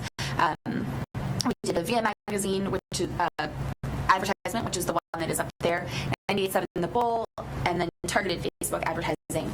Our Historic Review Board got funding that went towards our plaques and the graphic designer work, so that's how we were able to pay for our beautiful brochure. The design aspect of Main Street is about what you see when you drive down the town. Our flower baskets and banners, and the facade program all falls underneath that. The Downtown Flower Program is Ken Daniels, who I think you all know, and if you don't know him, you'll notice him at least downtown. He's always working hard and making sure that we look beautiful. We get our flower baskets from S&K Nursery out of Hubbard, and they've worked to make sure that we actually got a little bit bigger baskets this year, and really to showcase what our downtown can look like. Our garden showcase is on Northwest First Avenue that were donated by Swan Island Dahlias and the Wooden Shoe Tulip Farm. Our design toolbox includes the facade improvement program, blade side program, business lists of if you need a contractor here's where the businesses in town are located. Looking forward, the key initiatives for the next year, one of those is to create a 2-year plan for Canby Main Street. As I think I know more in my last year than I did in my first, that things will always pop up, which is, like the Independence Day, we didn't know that was coming. But to kind of create a vision and an action plan, I think that after 4 years of being here, I've had enough time under my belt to be able to really look towards the future and make a really solid plan. So I'm excited to work on that. That will include the implementation of the retail market analysis, which leads us into the second part, which is the focus on economic vitality in Main Street, assist in the recruitment efforts of downtown redevelopment and other vacancies, and then utilize the action steps of that analysis to go further. I think that one thing that I really took from that report was that the collective we need to be a little bit better at connecting. We've got a lot of people, whether they're businesses or property owners, community groups, the city, that do things sometimes in a silo, and with a little bit of outreach or a little bit of connecting, we can really make sure that those efforts are above and beyond. I think that 2 ways to really notice that were the Independence Day celebration and the street dance, which just took people who sometimes don't have anything to do with each other, hadn't even met each other, never been engaged in an event, but they had an idea or a plan, a willingness to try, and that without those efforts, we would not have those events be as successful as they were. And so anybody at home who needs more information on the Canby Main Street program, contact me. Great presentation, Jamie. Thank you. I tried to go fast. So a couple of things. For the parade, some great feedback about the parade being in the morning that I've heard. I've heard some about like the afternoon, but all in all, I think the feedback that the parade being in the morning has been very positive. The beer garden, was it a success or not? Yeah. Okay. It was. Was there any issues? With like alcohol? Sure. No. Just in general. No. We've had no. Okay. No, I think. Oh, sorry. Just to speak to that, because I know that the city, as far as using public spaces for beer fundraising, is somewhat still new. With both the Independence Day and the street dance, we didn't have any issues. We hire a security team to come in that is used to addressing their alcohol monitors. They're used to watching. But I think one thing to remember is that Canby is such a family-friendly town that for the most part, these are people, they're your neighbor. They're somebody's kids' parents. And so people are really thoughtful. It's not about going out and, having way too much fun. It's about, we'll enjoy the beer, listen to a band, get some food, and then go home. So we haven't had any issues, and I hope that we don't. You putting the Main Street Award piece in there, you should. You should be very proud of it. You worked very, very hard. Thank you. So you had every right to put that in there. My family throws it in my face whenever I ask them to do something. I'm like, can you get your plate for dinner? And then they're like, oh, wow. We're the year, I guess we have to do it. So it makes it feel a little silly. But it's something I'm proud of. Thank you. You mentioned banners. I know that we do, I think, not necessarily Main Street, and it may be a different category, but maybe a conversation for afterwards. It's just a question, right? The banners on 99, I just had They're coming up to be updated, not updated, fixed. Okay. Replaced. Some of them replaced, some of them fixed. Since we're on it and we're there is a dilapidated, torn up banner right in front of Canby Builder Supply. I don't know if we can, Public Works is crazy right now, but it just really looks horrendous. So we have to hire that out because it's because of ODOT and the liability. But I have a company that we've used before, and they know that we're coming for them, so it will be fixed very soon. Okay. I knew you guys were on it. I just wouldn't feel right. And then finally, with your 2-year plan that you're talking about and all that you've done, as we look forward, this has been a conversation that we had briefly. What additional support do you need from this agency to continue what you're doing and meet those 2-year goals? Interesting question. How do you mean? Just That's an open-ended question. You tell us. The reason, so this is a conversation that Council Parker, Commissioner Parker and I had, and we've done a lot. So chime in, please, if I'm not covering it correctly. There's a lot that we've put on in this community, and there's a lot going on, and not just your department, but all over. And we're seeing some great traction and success. How do we continue that without? And really, it's probably a greater conversation with Rick, without totally blowing and burning you guys out. So that's why I asked that question. If we look at the Independence Day celebration, Council Parker was there putting together staging, and I had a really tough job manning little kids at bounty houses, and I think Councilor Height was out tie-dyeing. I think her hands were multicolored, and there was a lot of involvement here, which is great. Is there more? Which we got Canby's Big Night Out. Sometimes we have to do all hands on deck, and what is it? What's the adage? The work of many hands makes we have to make light work. So is that it? Is it us beating phones to get more people? We need more volunteers. That's the bottom line. We don't have financial resources to apply to the problem. We don't have staff resources to apply to the problem, but we have a wonderful community, and what we need are those members of the community who enjoy this event to come out and make a contribution.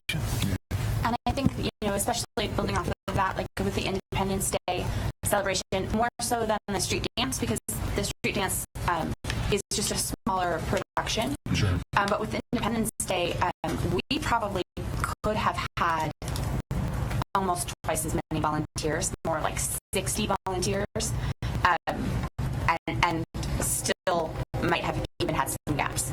So I think there are some ways with outreach. Last year, myself and Mariah were kind of in the how do you do a registration for this? What does a car show look like? Trying to figure out those details. I think more of this year will be smoothing out some of the wrinkles, reaching out more to community groups to make sure that we've got more people on board. I think that we doubled the time that you were signed up for, which is nice that you're willing to do it, but we don't want to be making people feel like we're not respecting the time that they're already giving. That's something that's really important to me. If you say 2 hours, we should honor that 2 hours. And luckily, our volunteers honored 4 hours a piece and filled in wherever necessary. Mr. Chair. Yes, sir. And hit me if I fall out of my wheelhouse, because I'm always trying to stay on policy and not administration, and respecting Rick's role in running the city. But I would like to ask our chair and vice chair to meet with the city administrator, and to the extent that we have a role, a policy role in terms of ways and means, to review that, because the way I see it is that Main Street program has more to do, and we no longer have an AmeriCorps person there. Volunteers are great, but in the 30 years that I've worked in organizations, they also take a lot of staff time to organize, and I've people have said, why don't you have more volunteers? And I said, it almost takes another person to run it. So without violating the charter and getting into the administration of the city, I would like for the leadership of the agency to have a discussion And it could be that we need to do less in order to do it well. But I've been in organizations, and I bet everybody else up here has, where scope creep happens, and it just keeps getting more and more and more. So again, our role is limited within the agency in terms of budget and policy, but to the extent that you can take a look at that to see if those things are in alignment to the extent that we can affect them, that would be my recommendation. Thank you. Will do. Yeah, Jamie and I actually talked in the last 10 days about her role and responsibilities, and the fact that she has reached a limit beyond which we have no further expectations, because her plate is beyond full now. And what has happened in the last couple of years is we have adopted and embraced 2 new community-wide programs. We dropped one at the end of summer celebration, but we picked up 2 that are more demanding than the one. What that gives us in exchange is something that is primary to us as a community, and that is that sense of community, that sense of togetherness, and the street dance and the Canby Independence Day both are really focused on bringing a diverse community together in the same place to share something special. And so, and I even spoke with Jamie last week about, I know that there's is a desire and discussion that has occurred over several years, and certainly predates me, about the fact that the Main Street program should at some point in time move out from under the umbrella of the city. And that's the discussion that we really should have, because if we want to embrace and support activities such as Canby Independence Day and the street dance and the other activities, then maybe we need to continue to embrace and support those as city functions, and recognize and acknowledge that there is an investment that we as a community and as a city need to continue to make, and look at other opportunities to bring the business community together that don't necessarily include spinning off the one person in the organization, Canby Main Street program, from the city, where there is such a great dependence on the interaction and exchange of ideas that would not be evident, would not be present if that is an independent position. So Jamie and I just briefly touched on that in the last week and a half or so. So, I mean, it's a larger discussion, it's a large policy discussion, but from my perspective, one of when I first came to town, one of the insights and observations that I shared with you is that this is an attractive community because it has something special, and because people contribute, and because we create something that is uniquely Canby. That you don't see, and it was very well put by the gentleman who spoke earlier, that you don't see in other communities. And Canby Independence Day and the street dance and the Halloween parade and all of these other events are symbolic and indicative of what we add in value to the community, and I think that we need to find a way to preserve that as part of the city's core function. And I say this fully acknowledging and understanding that we are approaching something of a budget crisis in 2017-18, but the greater crisis is perhaps what we as a community will become over the next 5 years, and I think that we need to somehow find a way to balance and to find a solution that will allow us to become what we are and what we strive to be, and at the same time address the other issues that we have as a community. I know it's a long speech, but you asked a very important question, I'm glad you said that, Rick. I appreciate that, and again, I think all of our departments are beyond capacity. We just have this program here today. I think your department is beyond capacity. That's the reason I've stopped coming in with new ideas for new things. The mayor tells me if I have an idea, come to him, not to administration. But part of this we can solve, and we don't need voters. We can solve this with political will on this panel. We can impose a part fee, like a city street fee, with 4 votes on this, and lift that off of the general fund. So there are solutions that are political solutions that we can address ourselves that way. But in the meantime, I want to make sure that to the extent that you take a look at the agency budget, and to the extent that there's any flexibility in that, whether it's additional staff, or one of the things that I've said for years on budgeting is the ability to have funds set aside during our budget times so that we can bring aboard consultants and people to help give us that extra capacity, because frankly I think we are beyond capacity in our city, and it's a dangerous time when you start pushing staff beyond what the limits they have. Yeah, and I do need to clarify one thing. Much of the activity that occurs around the street dance and around the Canby Independence Day is outside the scope of our urban reserve budget, and so we actually pick that up as a general fund cost, and we treat it as an investment in the community, and that portion that is appropriate, I said urban reserve, urban renewal, the portion that's appropriate to fund in urban renewal, we do fund with urban renewal. That portion that's not appropriate, we want to respect the intent of the urban renewal budget. So we work really hard and diligently to accomplish that too. I appreciate the work Jamie's doing. Well, I didn't want to take away from the party atmosphere what a great job you've done, but I did want to point out that if we want the same amount of effort, it's going to happen with one less person. Yeah.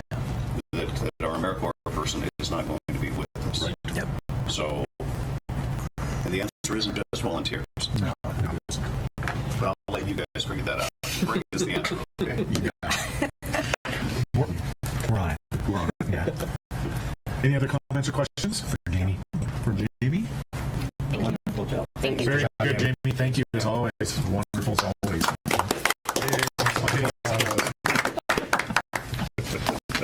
I should shake down and over and under on the applause tonight. Mr. Administrator, do we have any further business for this agency tonight? We do not. We need a motion to adjourn. So moved. Second. All those in favor of adjourning say aye. Aye. Thank you, Canby. Good night. Thank you.